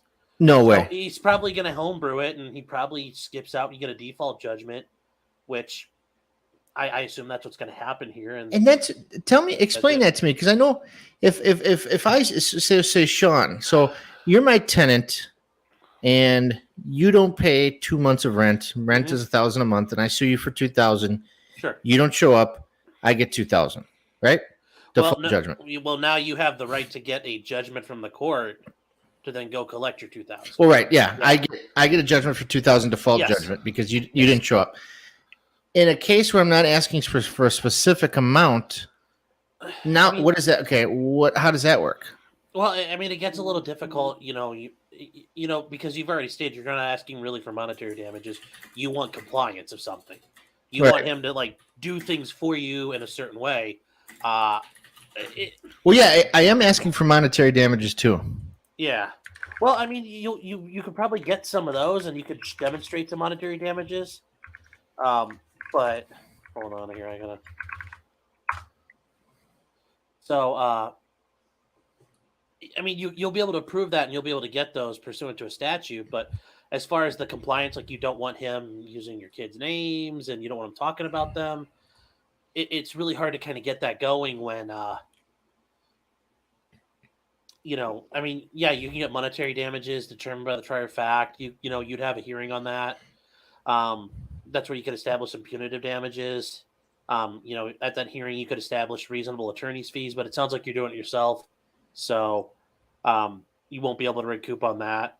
And then any further relief, the court probably won't get involved in that because it's hard to gauge other relief at that point, short of the monetary stuff. Okay, so here's another question. So if he doesn't answer, and which I think is pretty likely, or if he answers, it's going to be some kind of rambling about, you know, I caused the death of 3 rioter or peaceful protesters because I am, you know, blah blah blah. You know how it works. Yes. I'm a Nazi. I'm a Nazi. You know, all this stuff, right? So if he has an answer that's just off base, or if he doesn't respond at all, because I know in Wisconsin, for example, in small claims, the judges and court commissioners are very, very soft and flexible on reopening cases if you forget to show up.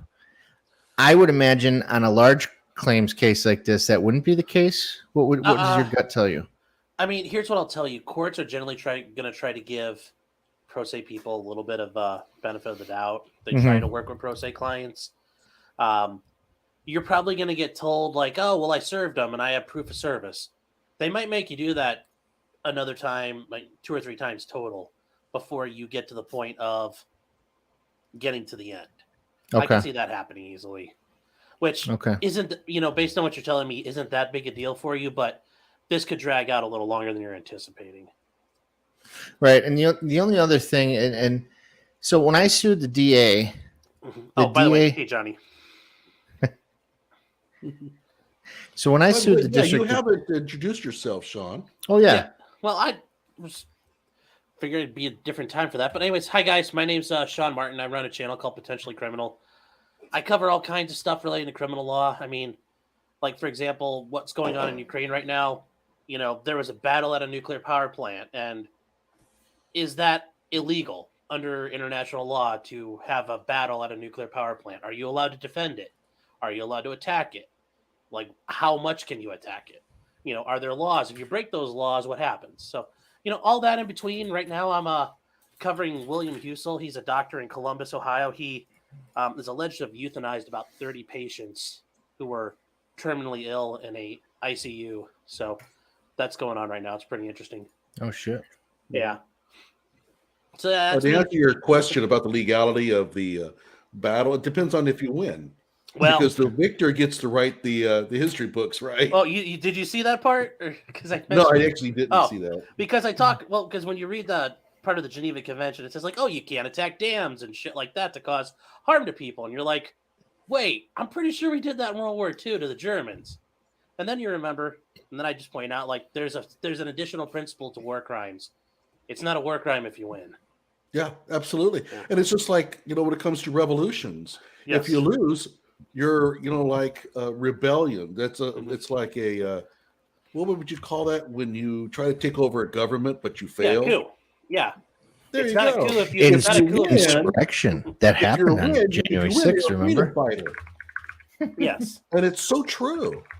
It's so true. I mean, the only war I know where the actual losers got to write the history books was the Spanish Civil War. Other than that, whoever has won has always got to dictate the righteousness of their side. Yeah, but I'm glad the commies recorded what happened in the Spanish Civil War. Toward the end, when they started killing each other, is just so poetic and juicy to read. Oh, they were killing each other from the very get-go because there was I know, but no what happened in trust at all. Barcelona trust. at the end is beautiful. When the Russians just snuff everyone out. Mhm. Mm. We're going to have to do a special show on that at some point. But anyways, yeah, Kevin, going back to it, I mean, getting that, getting your default, I don't think that's going to be hard for you at all. So now here's the thing too, and I don't want to, if you can't answer some of these I'll questions, answer just what I tell can. me. I won't be. So I know that like summary judgment is if there's no disputed facts, right? Well, no, summary judgment generally comes down to you're stating a claim, but the law does not give you any relief. So basically, you state a claim upon which relief cannot be granted. So you may claim some sort of action happened to you, but even if you basically say, if all the facts are true, this still doesn't amount to defamation. Gotcha. And that's where summary judgment comes in. But a guy who says that I am training my kids to be suicide bombers to blow up their school, something that obviously, I mean, you don't know me very well, right? We met a couple times, but you got to know that that's not true, for fuck's sake. But Yes. how does somebody who makes an absolutely insane, almost unfathomably possibly true, how Mhm. does somebody like that defend against an action like this? I mean, I would say that's completely hyperbole. Like, no Mhm. rational person would believe that. I actually think you're training your kids to be like little Hamas kids. Like, no reasonable person would actually think you're doing that, or it's And even here's- possible. And here's the funny thing. It's kind of like think about like Rachel Maddow or even Tucker Carlson when they get sued. They're like, look, we just say shit. We're entertainment. Like, nobody actually believes us. We're not to be taken seriously. And here's the thing is, So, this guy said this many times, and he reported this to the police, and he reported it to the school. Yeah, that's So a little I more think- serious. So I Yeah. think it is. he could still say, look, I knew that I knew he wasn't really doing this, but I was just joking around. But then why would you call the school? Why would you call the police and tell them this? I mean, it's I bet if you put this guy on the stand, or if you were to depose him, or something were to happen, he's going to come off as a complete fucking lunatic. So yeah. that's probably the one thing that will save him. That nobody can honestly believe this guy. Right. And here's the thing too, is that, even when you look at even when you look at the responses people give, like actual school district employees were responding and saying, "Oh my gosh, I'm going to alert my school." I mean, his comments have caused such alarm among people who really shouldn't believe. But I think part of it is theater, right? Oh my gosh, Matthewson's really, come on. There's a difference between saying my city is burning, please, we need help. We need armed citizens to come here and defend us. There's a difference between that and I'm going to send my children to go blow up schools. I mean, they're not in the same sport, let alone the same, arena. They're not, but once again, it's that situation where those school teachers and administrators, they're not exactly in cahoots with this guy, but they're fellow travelers nonetheless. Right. And for them, any chance to be concerned, and they're very concerned. They want you to know how concerned they are about being concerned. Right. They use that to their advantage. They're going to use that to flex. It's the ability that way for some of them, they can use power over you. That they're really in charge of your kids, not you. I mean, that's and that's where the administrators, you make them come in and they would have to admit, yeah, I believe this crazy guy and I look like a big retard too. So they might like that. That's something you would be able to do. Like, you actually believe this guy? So like I said, I have the feeling you're not going to get that far. Yeah. So, I mean, like I said, I'm hoping for a judgment. I'm hoping that if somehow he somehow comes into some money, I can say, hey, you remember me? Oh yeah, no, that's and what's cool in Kenosha County is, and I don't know if this is the same in Ohio, but if you docket it, the lawsuit, it automatically attaches to every piece of property he owns, so that if you would go to sell something, it would pop up as a lien. No, you have to file liens here in Ohio. Oh, nice. So yeah, that's the one cool. So $5, boom, a lien on every property he owns. Like I say, that could be definitely abused. I could see that. But the other thing, and you might want to look into this because Ohio does it. If you win, you can get actually you wouldn't be able to do it. Never mind. It's not personal injury related. So never mind. Wouldn't work. Gotcha. The one thing that might come out of this is that for the first time, an adult in authority may actually tell him, you really screwed up here. You're wrong. Because the police won't do that. If you ever listen to the police talk, it's always about de-escalate. And so they never want to anger anybody. So they never come out and say, hey, you know what? What you did there was really stupid. What the hell is wrong with you?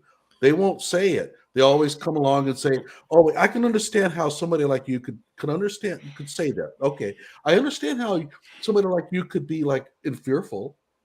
And so he's probably heard nothing but this kind of crap.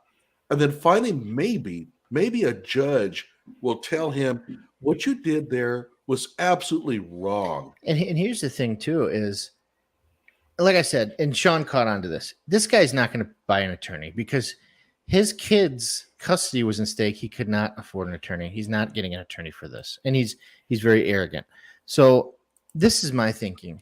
And he posted on Facebook, by the way, today, the ACLU, the NAACP, don't worry. They're going to help.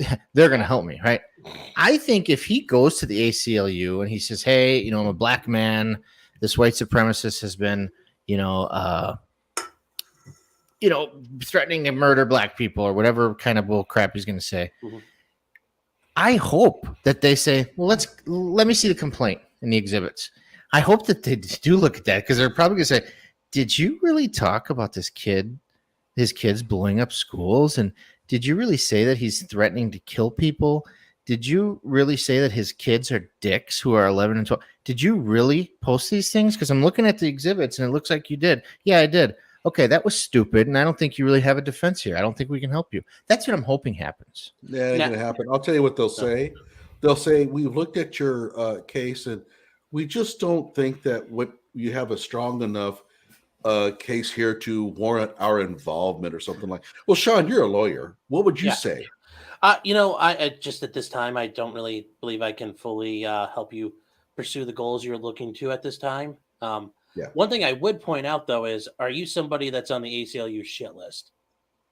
Like, do they not like you, or do they even really know who you are? Yeah, I'm on their radar, but So they they're- wouldn't do they're- this out of spite. no, they're mad at the chief of police. They're mad at the mayor. All Democrats. Yeah. Except for the police chief, I don't know, but the sheriff, the mayor, the county exec, they want them all to resign, right? Who are Democrats, but me, they just kind of ignored, right? But yeah, I mean, I could see them saying, look, we're not saying that you don't have a good defense here, or your defense doesn't have merit, but we just don't have the resources at this time to help you, and at this time, your case doesn't rise to the level that we would typically get involved in. We have a limited budget, and we can only help so many people per year. But thank you for applying. That's what I think they'll do. Or Okay. not do anything, simply not respond. Oh no, they'll respond, because if he Really? says like, "Hey, I tried to contact them and they ghosted me," they'll respond and just say, "You didn't have a good case." Yeah. I mean, to be honest, the ACLU, I used to have a lot of respect for them, even though I kind of hung out on the right wing, quite a bit. But I always felt like, you know what? No They matter peaked what, in they Skokie. always come in. But lately, nah. This is just a left wing mouthpiece. I did a lot of legal research in law school on those guys. They peaked at Skokie. That's the thing. That was their high watermark, and that was it after that. The American Civil Liberty Unions sounds so. If that was their mission, to protect civil liberties of Americans, that would be a good cause, right? But that's not what they do. They protect the civil liberty. They protect certain civil liberties of certain people. Mhm. So, like when They'll I got never come through for the Second Amendment. right, well, exactly. So when I got sued by Hannah Giddings and all these nut jobs because they said I conspired to deprive all these people of their civil rights, I contacted the NRA and the ACLU and I said, look, what I did was protected by the First and Second Amendment. You should I knew they weren't going to help me, but I said you should definitely be interested, right? Oh yeah, no, I got the form letter, not Second Amendment. Ooh. yeah, but I ended up getting a sponsor for my defense, so that was good. But it wasn't the ACLU. I'll be back in a sec, guys. All right. Mhm. Oh, by the way, that is the Lion of Judah. I'm a former reggae DJ, heavy dub. So anybody who's interested, yeah, I mean, I spun the disc back in the day. But by the way, Sean, did you want to advertise your channel a little bit? I mean, Yeah, I don't know sure. if you mentioned it yet. Yeah, I did a little bit, but yeah, my channel's called Potentially Criminal. Yeah, I couldn't come up with a better name, and I kind of stuck with that. So yeah, I cover a lot of criminal topics. Different things that are going on out there. I figured out how to use StreamYard and kind of just autopilot a live stream during the day. So if there's a particular trial going on that's interesting to me, I'll stream that. But Yeah, what I are just you like working covering on right topics. now? It's William Husel. It's the trial down in Columbus. I mentioned it a little bit. He was an ICU doctor. He was an anesthesiologist, and a lot of people were just people who were terminally ill or were basically on death's door, were suffering brain death almost, were just overdosing, and they were finding out that somebody was filling out prescriptions for like 2,000 micrograms of fentanyl, 1,000 micrograms of fentanyl. That's a ton of fentanyl, and these people were dying. They traced it back to him, and they claim he murdered these people. But it's really interesting when you look at the case so far. The prosecutor's still doing it. It's a mess. The detective that ran it admitted like he never interviewed anybody. He interviewed like the head pharmacist, the head of the medical staff, and then tried to interview the defendant. That was it. He never interviewed the other pharmacists, the other nurses, the other doctors. This hospital got in trouble with the DEA for fucking around in their pharmacy. Like they had a ton of stuff they couldn't account for. It really sounds like this guy was a scapegoat. Because before this, he was like Doctor of the Year, like 2 years in a row. He's a doctor who did his residency at the Cleveland Clinic, which, if you're not aware, and I'm not just saying that because I live in Cleveland, but Cleveland Clinic's one of the best hospitals in the world. If you can, that's like playing on the Yankees. Yeah. He did his residency there. He's a doctor who's gotten multiple board certifications, which that's insane. And he was really good. everybody thought he was good. He did his job great, and everybody liked him. And all of a sudden, now they're treating him like he's Jack Kevorkian. So it's really wait a minute. interesting. So, but these people did end up dying, and there's these overdoses. Do you think he was involved? No. They're not disagreeing. He did it, but he was doing palliative care. So just the idea of lessening pain, making it easy for people. Like hospice? Yeah, kind of like hospice in a way, but it's actually in the hospital because they're already dying in the hospital. Yeah, I think it's called comfort care in some states. Yeah, it's palliative care is what they termed it. He's got his attorney's Jose Baez, Casey Anthony's attorney. So it's really interesting to watch him do his thing now. Because I watched him when I was in law school. I was an intern. I watched that trial go down. So it's interesting to see him now. You think he's going to get not guilty? At first, I thought it was not guilty because the state's not going to meet their burden.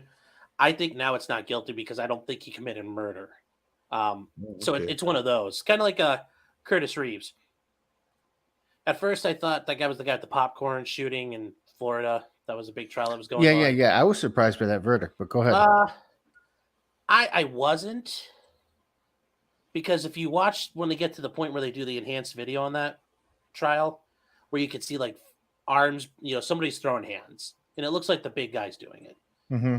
Okay, that's reasonable doubt. That guy wanted to fight, and he threw hands, and Curtis threw copper. So, and that is the thing, though, is that guy. If I didn't watch the whole thing, but from what I watched, the old man asked him to put the phone down. He didn't. Then he walked to the manager and said, "Can you please have this guy turn off his phone?" And then came back, right? And then the guy had his phone off, and he said, "Look, I wouldn't have went if you just would have turned it off." And then the guy freaked out. And of course, the media had us thinking that.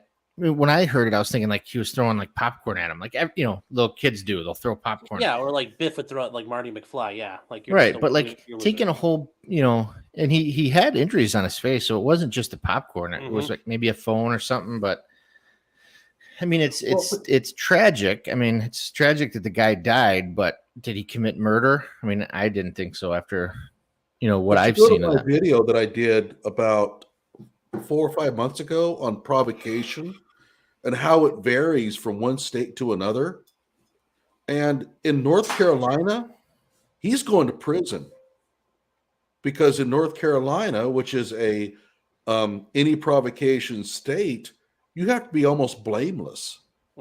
And by basically irritating this man and doing what he did, they could say that, you know what? You caused the whole thing to start from the very get-go. In Texas, however, Texas is the one that's seen the light of day.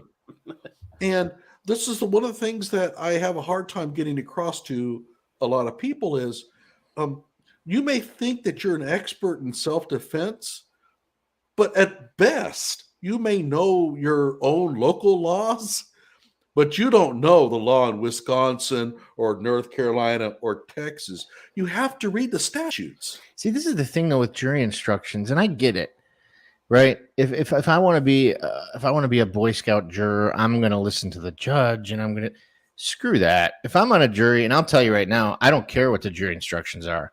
If I think that I'm looking at right and wrong, Juries obviously, juries will.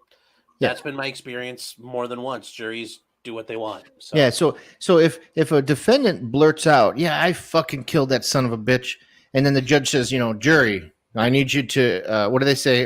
They give you an instruction. Disregard that statement. Yeah, disregard that. I'm going to go back there and say, "Yeah, guilty. You guys, let's get home before lunch." Come on. I mean, let's be serious here.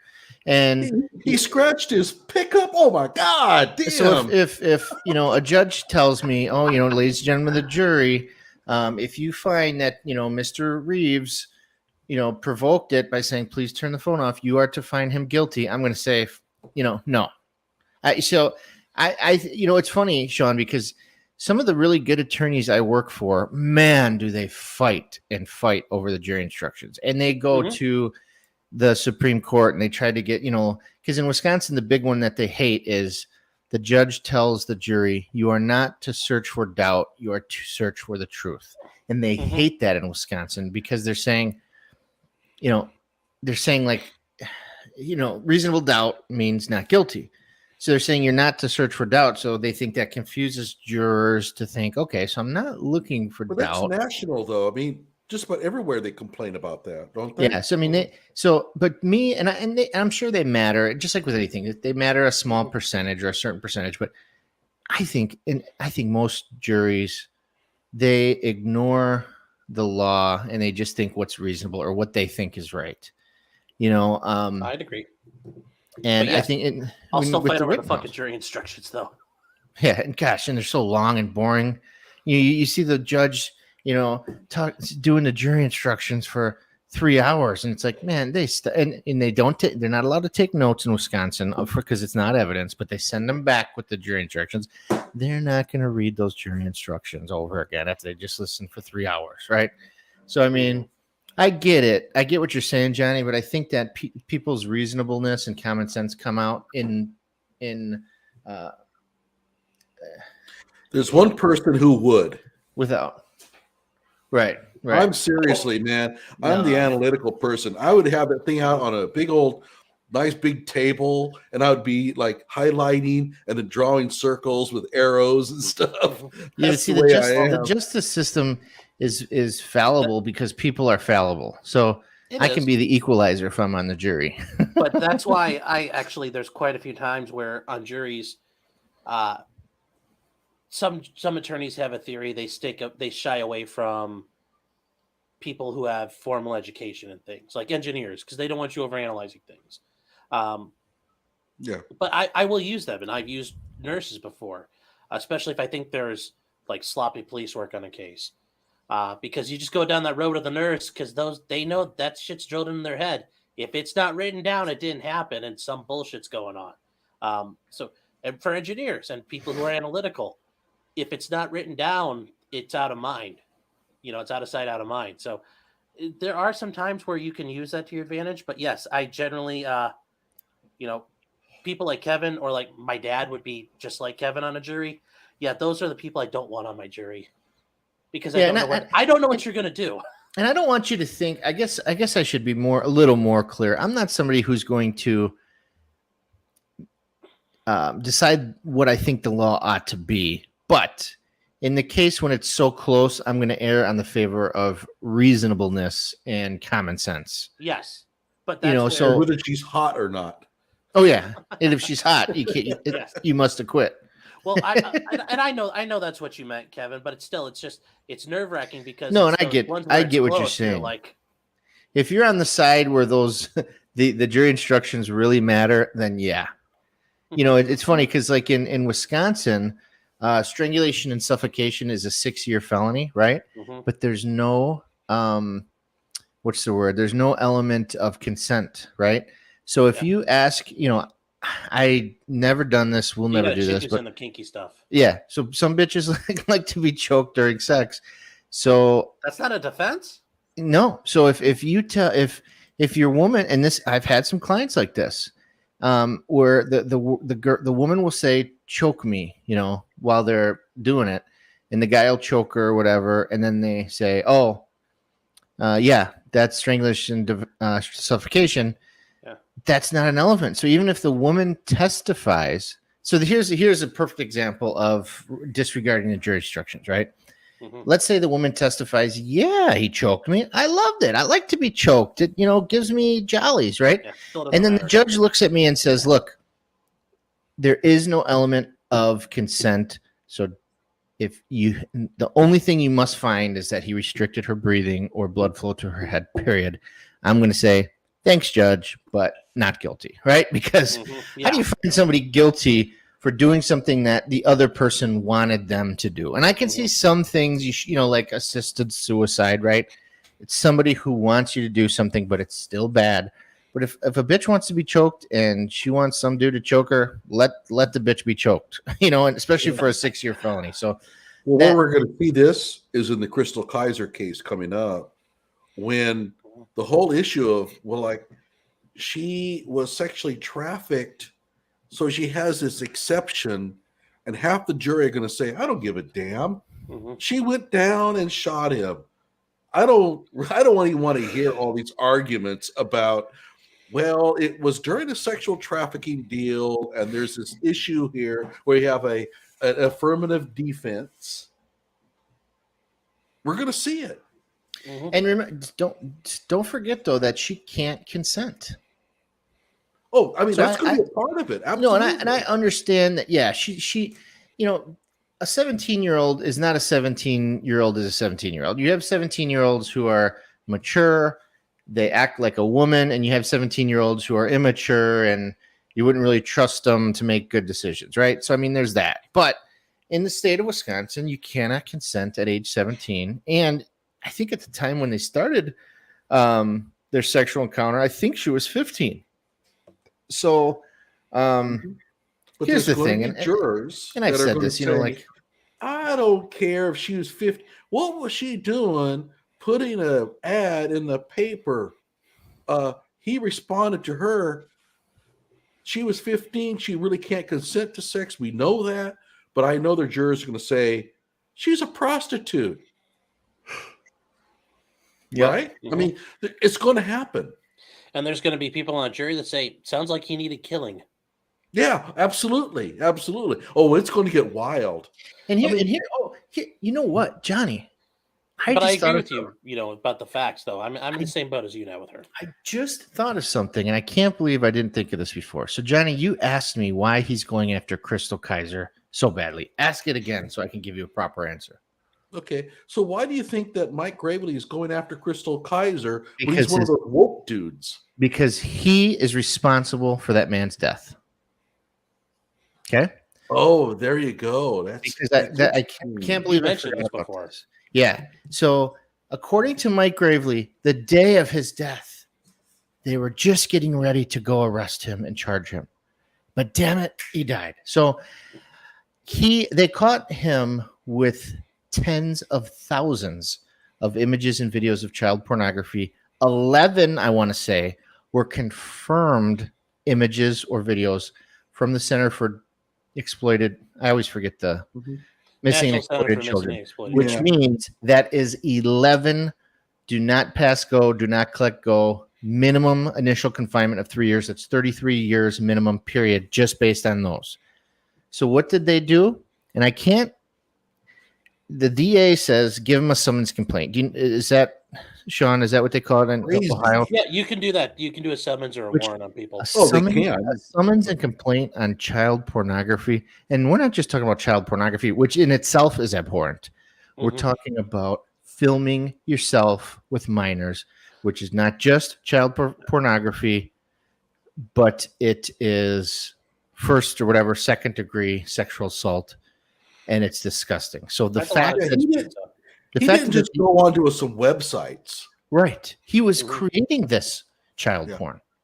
And so the fact that the DA's office says, yeah, just let him go. We'll charge him in a couple of weeks. That's why Gravely wants Crystal Kaiser to pay, because he knows his office is responsible for that man's death, even though that man probably deserved to be dead 1,000 times over. So if he can put the blame to Crystal Kaiser, she is this mean, terrible spawn of Satan. That's why this man, even though he's a pedophile piece of shit, he's dead. He wants all the blame to go to her. So that's it. And I've got these reports. I've got the criminal referral. I've got everything. It's been leaked to me.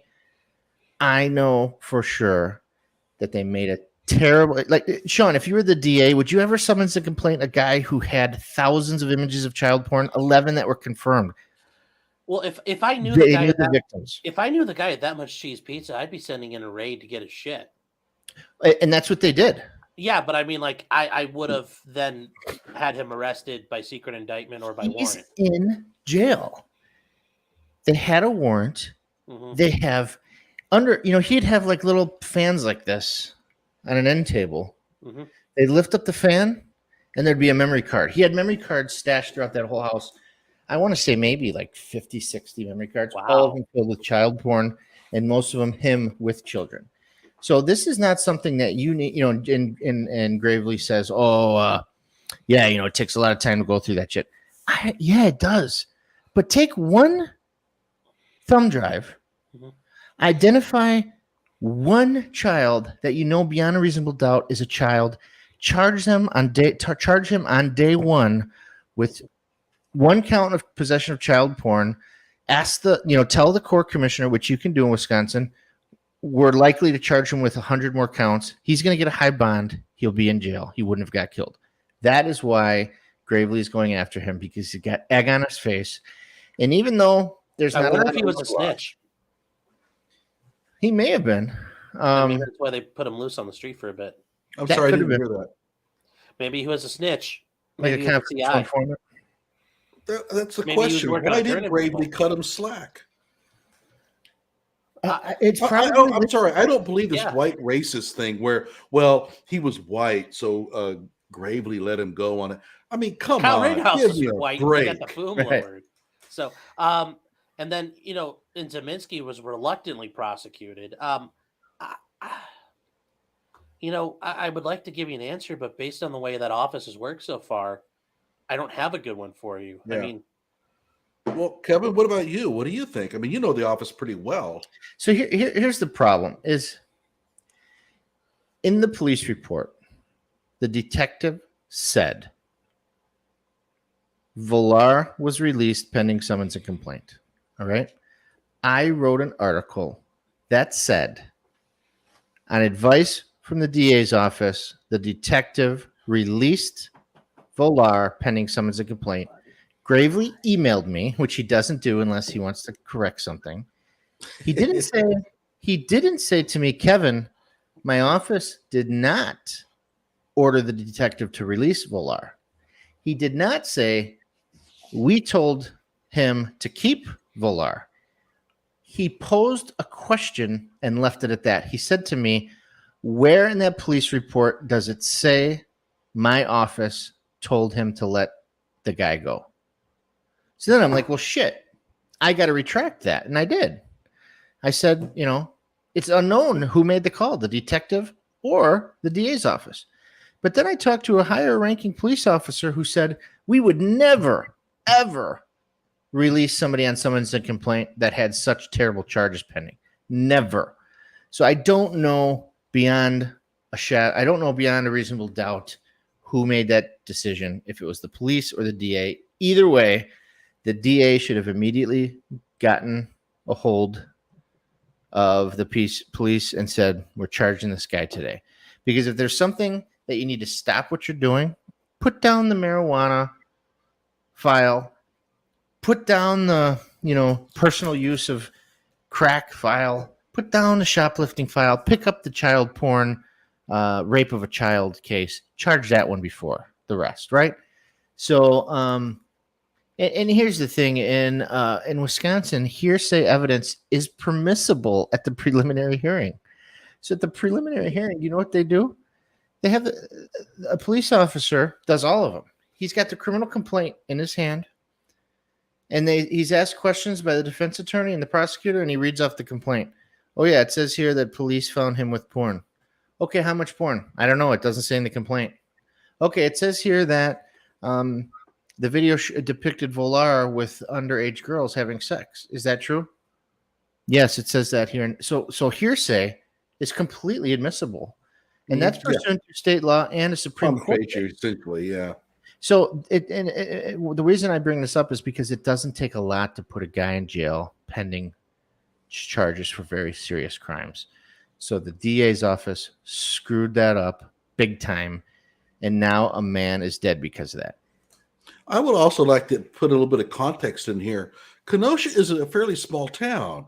This is a big deal. If this was Los Angeles, okay, I can understand how we have a lot of porn cases on our docket here. This is a town of 100,000 people.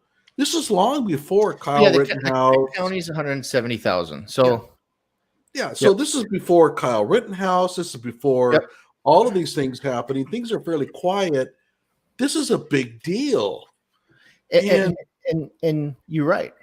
What I will say, 170,000. Sorry. So is it that they big? do have a lot of child porn cases in Kenosha County. However, what made this one different is that the asshole was a star in the movie, right? So that turns it from, because child porn is not a victimless crime. Is not a victimless crime, and people say that, and I hate it because if it wasn't for these creeps that watched child porn, there would be no demand for it. Thus, it would not be produced, right? So it's not a victimless crime. But when you're looking at a 30 whatever 8-year-old man having sex with 13, 14, 15, 16-year-old girls, that is a direct imminent threat to these women, and they're on video. I mean, what other evidence do you need? That's probable cause all day and then some. So I can't believe I forgot, but to answer your question, that's why Gravely is going so hard after her, because he wants her to be the bad guy. In fact, that's the only thing that does make sense about this whole thing. That's the only legitimate reason I can think of. He literally told the DA he was set to be charged that day. It's like, it doesn't make any sense, man. It makes zero sense. So that's what he wants. Also, a flip side to this, and that is, as repugnant as this Randall Volar was, we have to remember what happened to him. He was ordered to sit in a chair. She walked behind him and smeared his brains across a computer screen. I mean, he was in front of his computer, right? Mm-hmm. If you see like the pictures of what happened to him, you can't let the person who did that just off without even a trial. Because, I mean, we went through this thing with Joseph Rosenbaum, and Joseph Rosenbaum was a child rapist, but I have a video that says, under no circumstances can we excuse shooting of Joseph Rosenbaum just because of who he was. I get that. And I'm a conservative that opposes the death penalty. So to draw a parallel between the Rittenhouse case and this case would be like if Rittenhouse got away from Rosenbaum, and then a week later, Rittenhouse found out where Rosenbaum lived, went into his bedroom while he was sleeping, and popped a cap right in his head. It's when you're in imminent danger, you can shoot somebody. So if Crystal went to Volar's house and she, when she got there, she's like, you know what? I'm sorry, Randy, but I can't do this anymore. I know it's wrong. I'm sorry. I'm going to leave. And he said, no, bitch, come back. And he raped her and she shot him. That's something different. That's imminent. But this chick drove from Milwaukee. And I've said this before. I hate saying it, but Michael Gravely is a very damn good prosecutor. He's probably one of the best in the state. And when I say prosecutor, I don't mean decision maker. I don't mean charging decision person. I don't mean ethics. I'm saying strategy in the courtroom. He's loud. He commands his audience. He's convincing to the jury. He's going to get a conviction regardless if this is let in or not.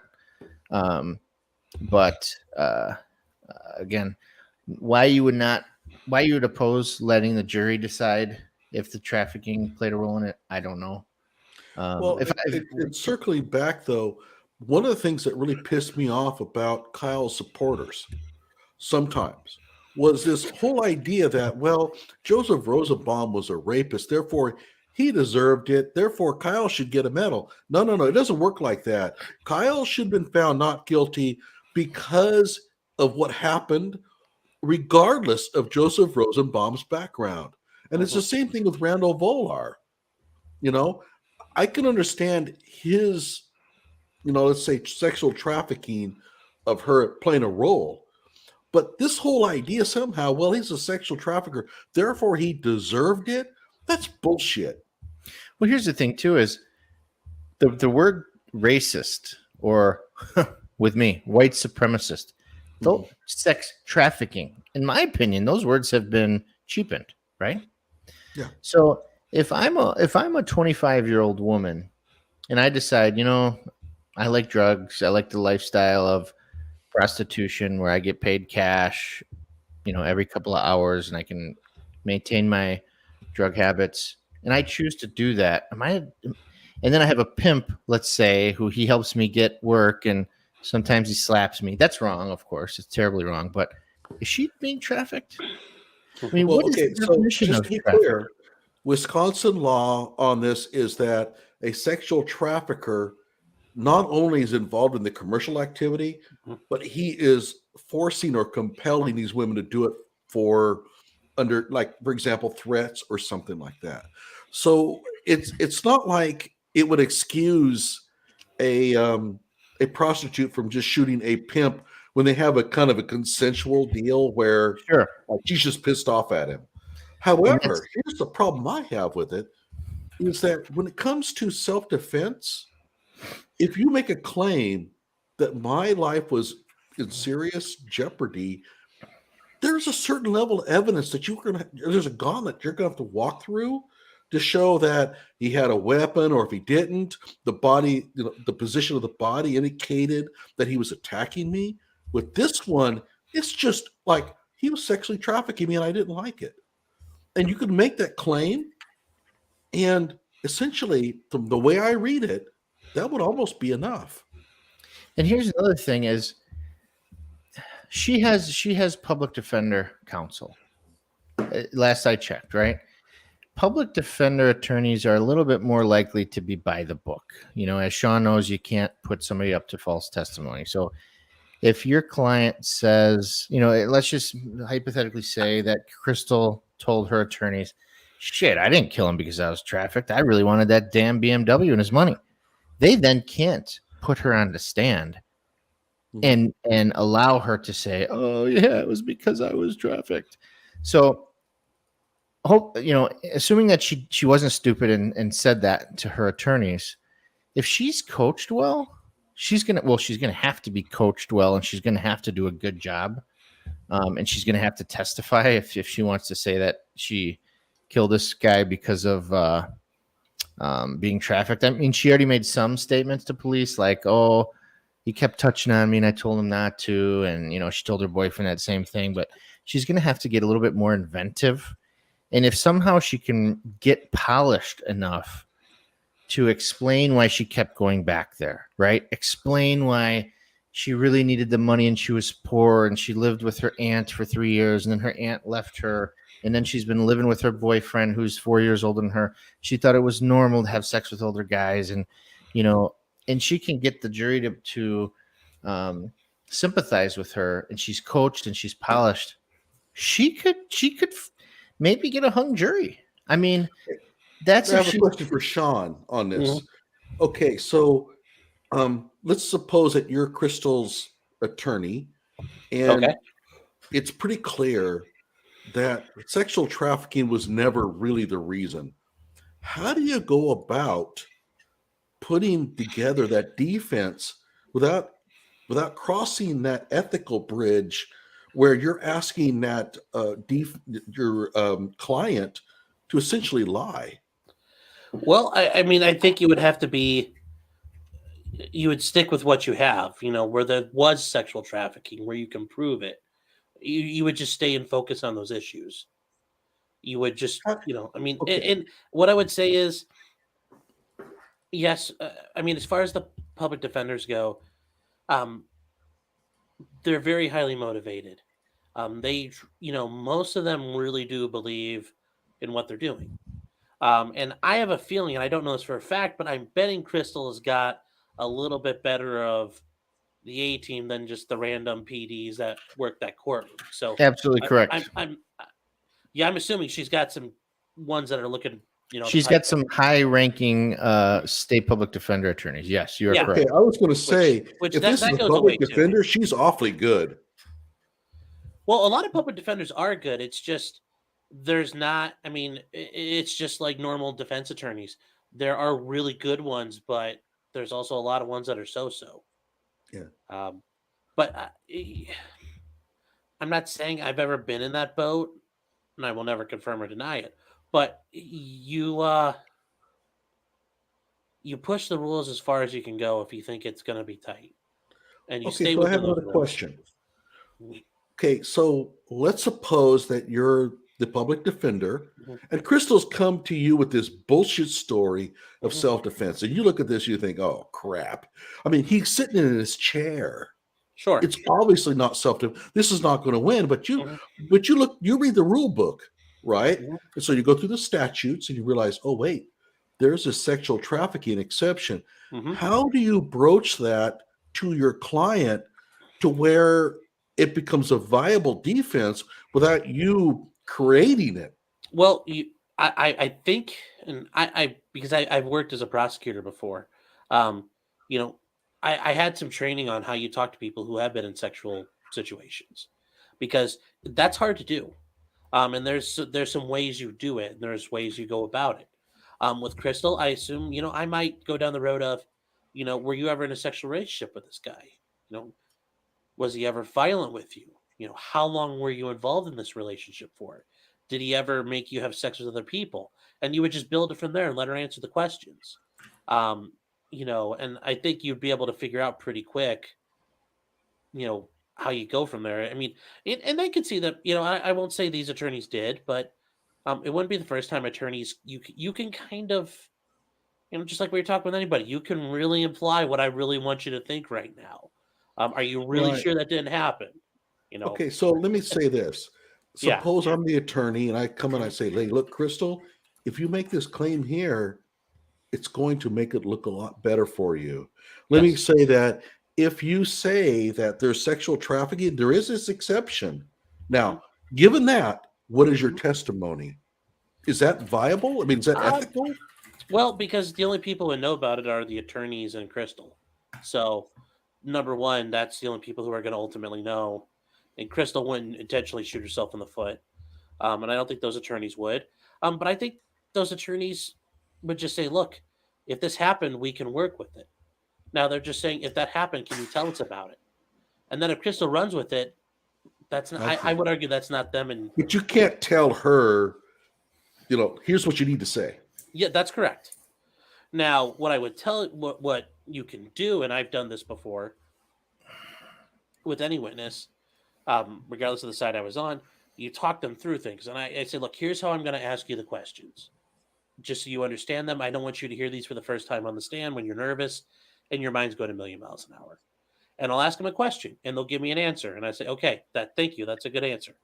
And if they give me an answer that doesn't work, or if they're not answering in a way I want, I may shape the question a little bit differently to work with the answer they give me.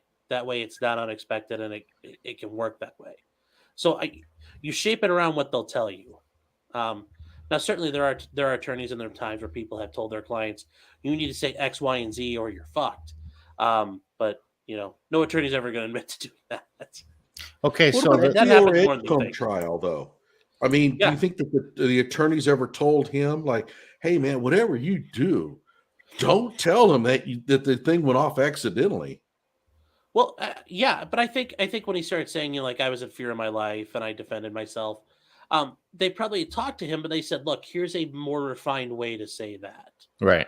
And that's not wrong, because he would still be saying that. It would just sound very stupid. So they just got him to say it in a more educated way. That was a tough one, man. But anyways, so Johnny, Katie York was the gal you saw arguing in front of the Supreme Court.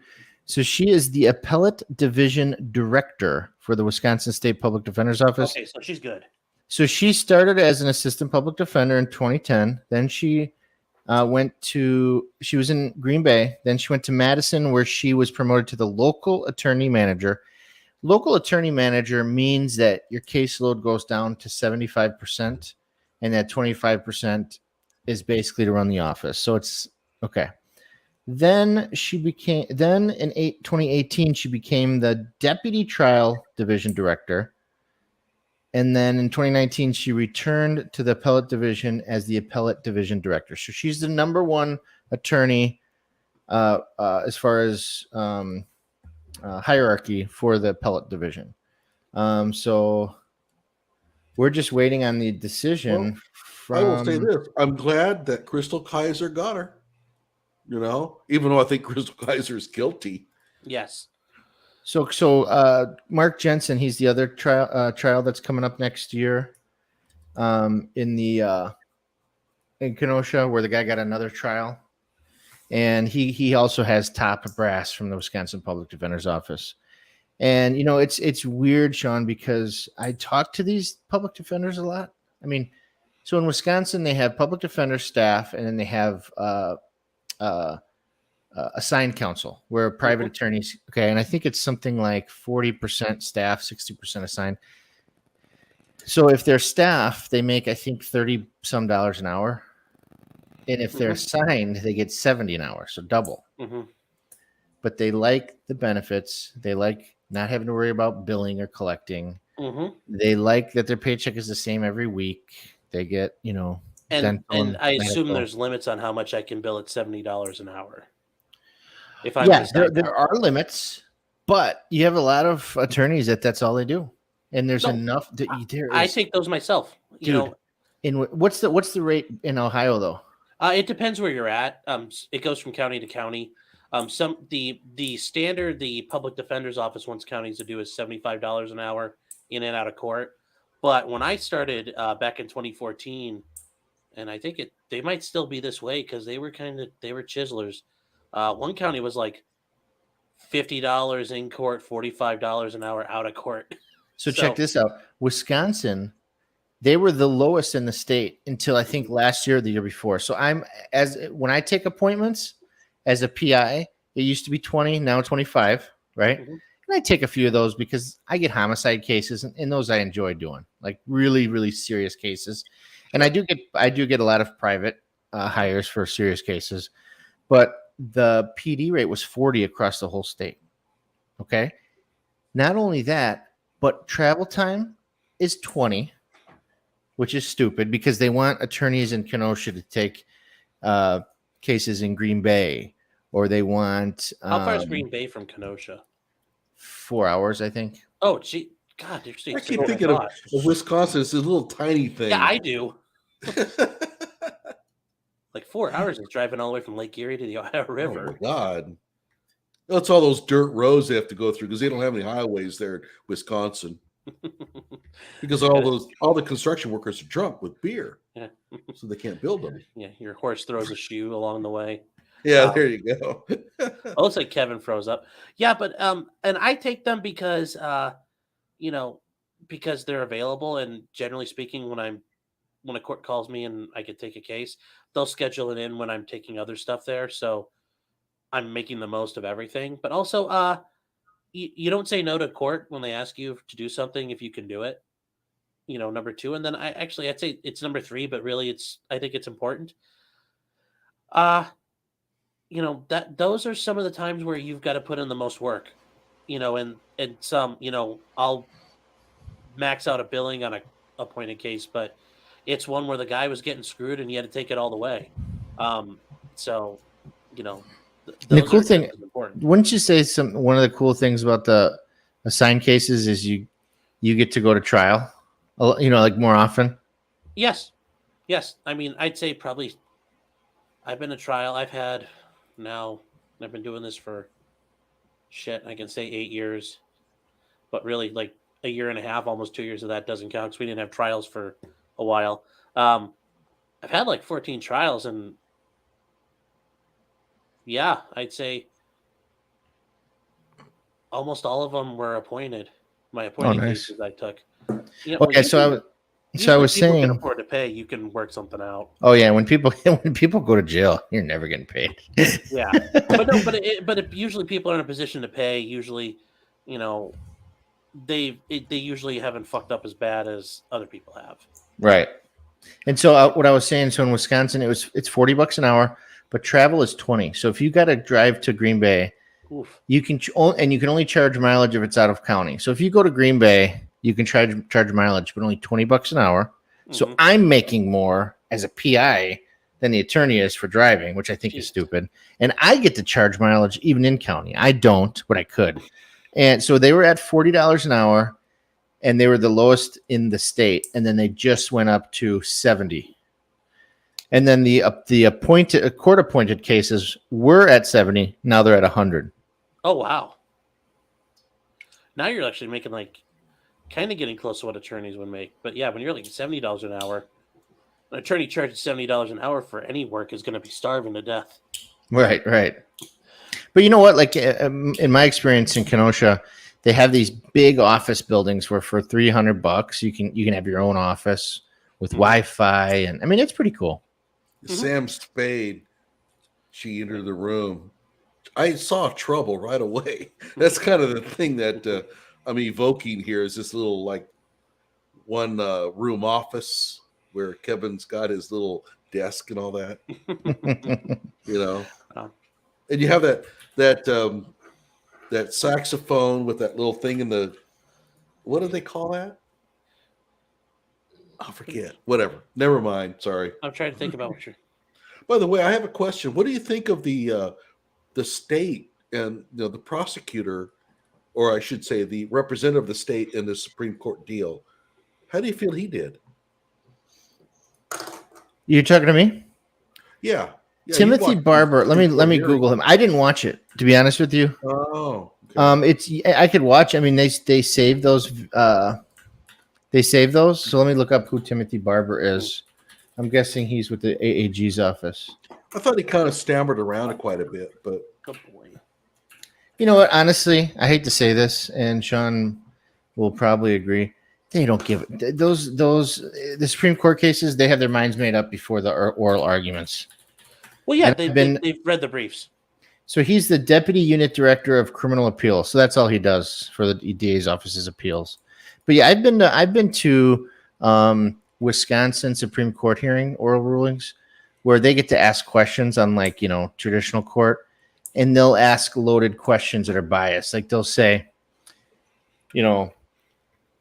how in the world can you get from here to here? Explain that to me. So right away that they're against you, right? And their questions are, and so just so you know, Sean, there's a lot of amicus briefs. So you have Law and Lotus. I've had a ton. See, Law and Lotus, what is that? Probably It's got a liberal Lotus group. Sounds like some chick group. So then you have Legal Momentum. Then you have Wisconsin Coalition Against Sexual Assault. Okay. Then you have Harvard Law School Gender Violence Program.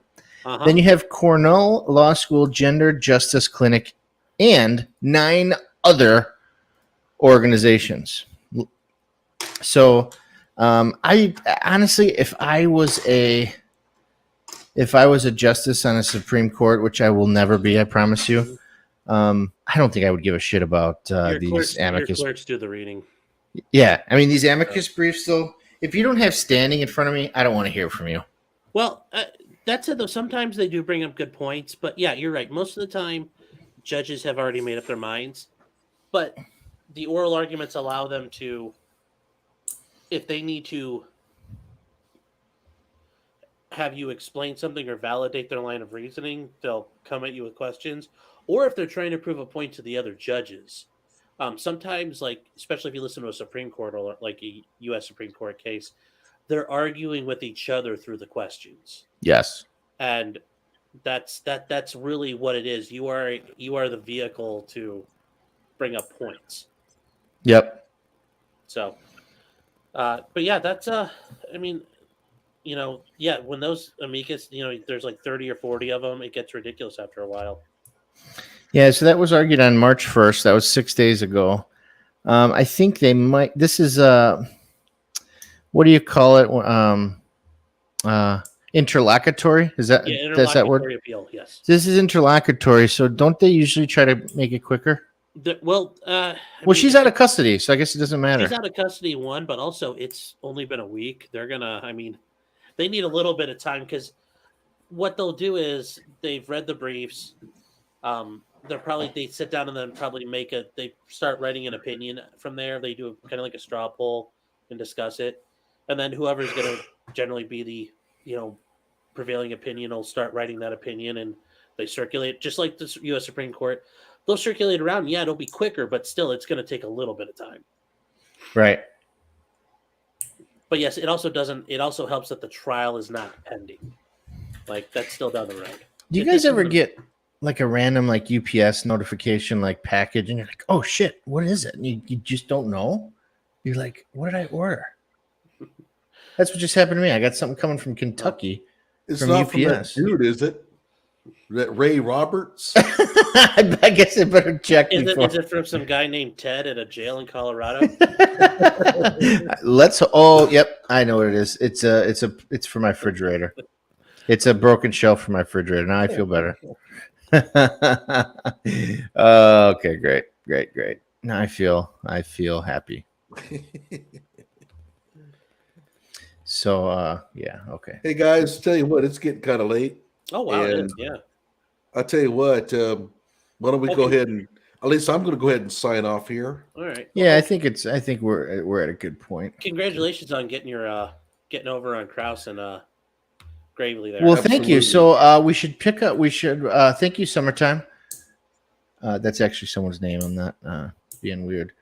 So, anyways, we should get, if you want, Sean, join us maybe next week sometime, maybe Monday, Tuesday, Wednesday, that area. And I want to talk about my second victory against the DA's office. Sure, you got my email. Yeah, just And keep it then, up. so I sent you my complaint, Sean, and I don't expect you to read it, but it's pretty brief. But if you feel like reading it, I'd like to know your thoughts. If you think if it was written well or what. I plagiarized the shit out of. I found a defamation case that had similar circumstances, and I just plagiarized the shit out of it, which I know is legal. You plagiarized Kimberly Motley, did you? No, I did not. I'll tell you, Kevin. You know, we do that too. Yep. So don't worry. That's funny. That's what attorneys always tell me is they say we do the same thing. My attorney for public records, he's like, that's what I did. He sued the governor's office in Wisconsin successfully. So I'm like, you know what? If that, you just keep reusing that one too. so I took that thing. Here's what's funny. You'll think you'll like this, Sean. So court records in Wisconsin are $1.25 a page. So I didn't want to do that.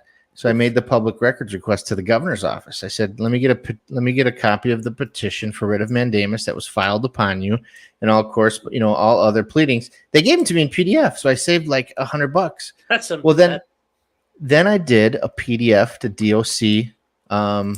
Golf clap there. I did a PDF to DOC converter online, and I just changed the parties, changed a lot of the facts, and boom, I looked like I was smart. And that's what I told my attorney that. I said, if this looks like I'm smart, it's because I plagiarized. He's like, we do that all the time as lawyers. So I'm like, all right, cool. Yep. Good. Yeah, if I know there's a case that's going on and it's e-filed somewhere, I just yank the PDFs and start cannibalizing. Heck yeah. So it'll be fun to talk next week if you're willing, Sean. It's always good to get a lawyer on here, so Yeah. people don't say, look at the bunch of hillbillies acting like they know what they're talking about. They'll still say that about me and Johnnie, Also, right? Crouch, you're watching this. You are a corrupt piece of shit, you motherfucker. And he is watching this. He will always watches. He'll tell the judges. I say, Your Honor, Mr. Mathewson just last night was disparaging me on YouTube. And you know what? And Kraus, from one fat fuck to another, I cannot stand you, bro. Oh, that's funny. Well, his wife just changed DA's offices. She went from Kenosha to Milwaukee. Maybe she hated working Sean, with him. have you seen my local lawyers episode on James Krause? I don't know. I'll take a look at that. Oh, you've got to go watch it. Mm-hmm. I heard though, and you might be able to tell me this. Is it true Kraus does a lot of the sex crimes and like things? Yeah, that's his division. That scares me, especially after you saw he had Handbrake on his laptop. Like, yeah, how many things does he fuck with? That's scary because those cases, it's hard to defend those because this guy diddled a kid, and most people in the jury are like, "Fuck it, good enough."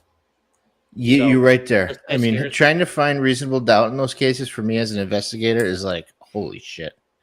Yeah. But yeah, Kraus, and I will say, he is a good attorney when he's prepared, and when he, wants to be good. He can be a good trial attorney too.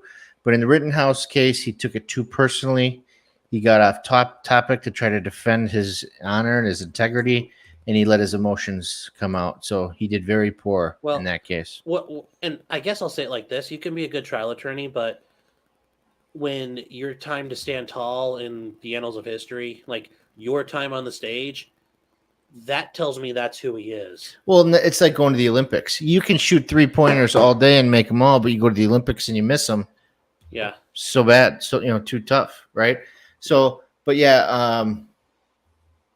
So with Kraus, and Binger is not leaving, unfortunately. So Oh, Ricada said that he got some information. I did public records requests, and there is nothing on file that he has made any intention to leave at any time. So is he handling speeding tickets or something instead now? no, he's not. He's in a different courtroom. He's in branch 2 in front of Judge Rossell, and so there's nothing to it. It was just his time to rotate out of that out of Schrader's courtroom. So there's nothing there, unfortunately. There you go, smashing my dreams. But I don't think those two are long. Like I said, Krause's wife, who, believe it or not, is pretty. They live in Milwaukee, so she's now working. I think he'll He he'll drives be all the soon way from behind. Milwaukee to Kenosha every day. Yeah, I think he'll be God. soon to go to work for the illustrious John Chisholm. It'll be a shorter commute, and his reputation is shot here. He's giving plea deals like crazy. Well, his reputation is going to be shot when he goes up there. Like, if he gave me a case and had any sort of pictures, anything that was transmitted digitally, any video transmitted digitally, I wouldn't trust any of it at this point from him. Like I said, he had his chance to stand tall, and honestly, I know this is not a popular opinion, but I read through the affidavits from the police officer who sent it to Kraus. yeah, I hate to say this, it pains me. I don't think Kraus did anything nefarious there. I think the officer airdropped it and emailed it, and it was compressed when it was emailed. That detective is a straight shooter, and he never would lie for another prosecutor. So unfortunately, I don't think Kraus did anything stupid there. the way he conducted himself, though, did not. Yeah, but I mean, his response to it and the rest, yeah. I mean, I'll defend him when it's due, but overall, yeah, I think he's unethical. I'll keep that in mind. So yeah, I take that little part back. The rest of it, I still stand by. But he is Get at me. unethical. Yeah, he's Get at me, unethical. Yeah, and so well, nice. Thanks for coming on, Sean. Johnny, always a pleasure, brother. Hey, we have to Thanks, put Johnny. a plug in for our channels, man. Oh yeah. Sean, how about you? Yeah. So, guys, I run a channel called Potentially Criminal. Talk about a lot of criminal topics. Sometimes they're things you'd expect. Sometimes it's things you weren't encountering, like what's going on in Ukraine. Are those crimes, and how does that all work? But simple stuff for you. A lot of murder people. So just give me. I do a lot of live streams of trials, and I try to comment on them as they go. I know some people here might know Nick Ricada. I generally shut up because I'm watching the trial, and then I comment at breaks. I don't mind. It's his way of doing it, but I generally try to watch the trial, and then I comment in between. But yeah, I also do a lot of videos on the side as well. But then you got to be careful of fair use violations. Dan Abrams can eat the peanuts out of my shit. I have a good. I have a different way. I do the local news feeds. That way, Yeah. fuck with them even more.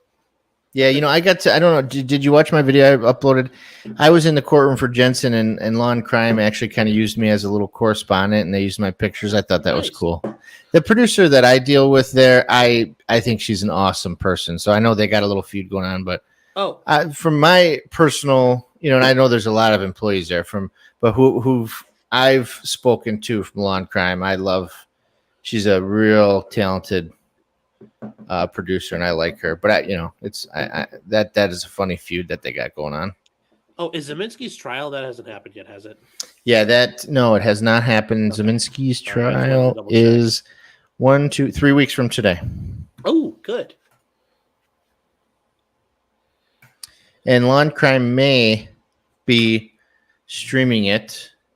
I will be doing still photos. It'll be interesting if he's the only guy from the whole Kyle Rittenhouse episode that goes to prison. Oh, here I'm gonna with that. So he's going to prison. So I'm gonna hold on. Let me. I'm gonna put a link right before we leave. I'm going to put a link in the thing. Hold on one second. Okay. But yeah, Kevin, shoot me an email. We'll talk, and yeah, if you do it at nights, generally I'm free. So Okay, cool. Let me send you. Hold on one. I'm getting almost there. David, I think, was asking about is Kraus the fat guy? Yeah. Okay, that guy in the Rittenhouse trial. Yes, not the fat guy on screen right now. That's me. I'm not Kraus. I'm a fat guy too, and I'm not Kraus. I promise. No, I haven't seen my belt line in quite a while, but Yeah, Binger was the skinny metrosexual, metro slash. He dressed Maybe- well. I maybe wish I could homo. wear suits like he could. Well, he's he I like Star Wars just as much as the next guy, That stuff was douchey. but he's got Star Wars stickers on his car. He's got Oh, he's Star one of those Trek. guys. Star Trek. Okay, so I'm going in the private comments, guys. Sorry Probably for the reads viewers. I fucking hate So Star it's okay, Wars. guys. I Well, just put up a video in the chat, the private chat. Watch that if you want, but there's some people you recognize in there. And we'll talk about that next time we get together. Did you see it, Johnny? Oh, and the I'm gonna have to private watch chat. this. Okay, hang on. Yeah. 30. That's a lot of watching. How long is it? It says 37 minutes. Well, Oh, you shit. just need to watch it for about a minute or two, What and the hell you'll, did I just watch? yeah, just hang on to that. Hang on to that. Okay. But, anyways, I'm glad we're not sharing the screen. That's all I can liked all say. the recommended ones from this one. oh yeah. Oh, and you guys got to read the comments too. You know, there are people like talking What? about. Fuck. Yeah, it's interesting. So check that out. You're Wow, welcome. All right. You guys. Oh, and my name is Kevin Matthewson. I am new to this YouTube stuff, but I enjoy doing it, especially when I get to chat with fellow patriots and fun, smart people like Johnny and Sean and everybody. But you can read about me. I have a link tree, but don't worry, there's no OnlyFans on there. KevinMatthewson1t.com. You can see my PI website, my photography website, my Kenosha County Eye website, YouTube channel. It's all on there. KevinMatthewson.com 1T. And Johnny Walker Dredd is the Tiger King's stepbrother. Yeah, I'm Actually, Johnny that's a Walker lion. Dredd. I have my own channel, Johnny Walker Dredd, and I just counted them. I have 17 videos on Crystal Kaiser. So if you're interested in the Crystal Kaiser case, I have 17 videos on it. I have over 300 on Kyle Rittenhouse. I sent you the police reports for Kaiser, right? Yeah, I Oh, okay, got good. those, and I'm writing a book on the Kenosha shootings. And the next time we get together, I'd like to read some excerpts from it, especially the excerpts on Whitney Cabell. Oh yeah, she. Oh, Oh, you man, love that. she's now a they. She's now a they them, Oh, she's a they them. and I Oh, there's believe a real her shock. husband is leaving her. There's a 41% chance that turns into was were. the they them it doesn't make biological sense, and it doesn't make grammatical sense. You know, like, oh, they're coming. Oh, shit, they're coming by land or by sea. Oh no, it's just one person. Well, you just said they. Yeah, they're coming. It's they is plural. And keep in With mind, that- I'm a professional wordsmith. This shit drives me crazy because I'm Yeah, real it's- picky about this kind of stuff. Oh well, but at any rate, go watch my channel, Johnny Walker Dredd. I primarily focus on like court scenes and things like that. But Crystal Kaiser, Theodore Edgecombe, Kyle Rittenhouse, Dominic Black, they pretty much dominate most of my let's say library. Oh, Yep. and check out the Binger boneheaded moments for all those times when Binger really screwed up. Those are good. That's a good one. Yeah, local lawyers, and the Kyle Rittenhouse dumb argument series, where I go through all of the dumb arguments that people make about the Kyle Rittenhouse trial, and I basically respond to those. And there's 80 of them now. Yeah, 80. Okay. Wait, are I'm you done. gonna say that mistake lines is a bad argument now, Johnny? Come on. Wow, that was like That's a number good one. 3. That was like that's old. Mistake the lines. latest one I have is Kyle should go to the Ukraine and defend private property. I would give Whatever. Kyle a javelin and let him see what he can do. Yeah. There you go. So Sean, I'll just show you. I'll close with one thing. So, speaking of that thing I just sent you. So look. So this is her. Which I don't mind the purple hair, right? Yeah. She looks It works. a little cracky, right? When I say works, crack, I mean yeah. like smoking crack. Yeah. Over here, she's okay, but this is her now. So she got healthy in prison. Oh yeah. That's what happens when you High can't get calorie your crack. food. It's hard to access drugs and meth and stuff. Mhm. But Yeah. now she's out of prison, and this is not based on any evidence other than my gut feeling. I think she is going to sing against her hubby, and I think within 6 months of him being convicted, she will file for the big D. That's my guess. The big D? Divorce. Yes. Oh, okay. You think a girl like that can wait 4.5 years? Nah. Best decision I ever made in my Well, life. this will be your second, right? I don't know. I know he has three babies' mothers. I think she number. has 2 babies' fathers. Oh. Well, That's she's not that divorced at bad. least once. Yeah, so she's got at least 2 baby daddies, and he has 3 baby mamas. Am I saying that right? Baby mom, yeah, baby mom, Yes. baby daddy. Baby mom. Yeah, so that's that. I'll go Well, you ahead guys and have a say good it. night. Thanks for joining. Take care. Night, Kevin. Appreciate it. All right, guys, take it Night, easy. Johnny. Thanks for Take having me on. care, Sean. See you later. Yep. All right, See you bye-bye. guys. Night, everyone.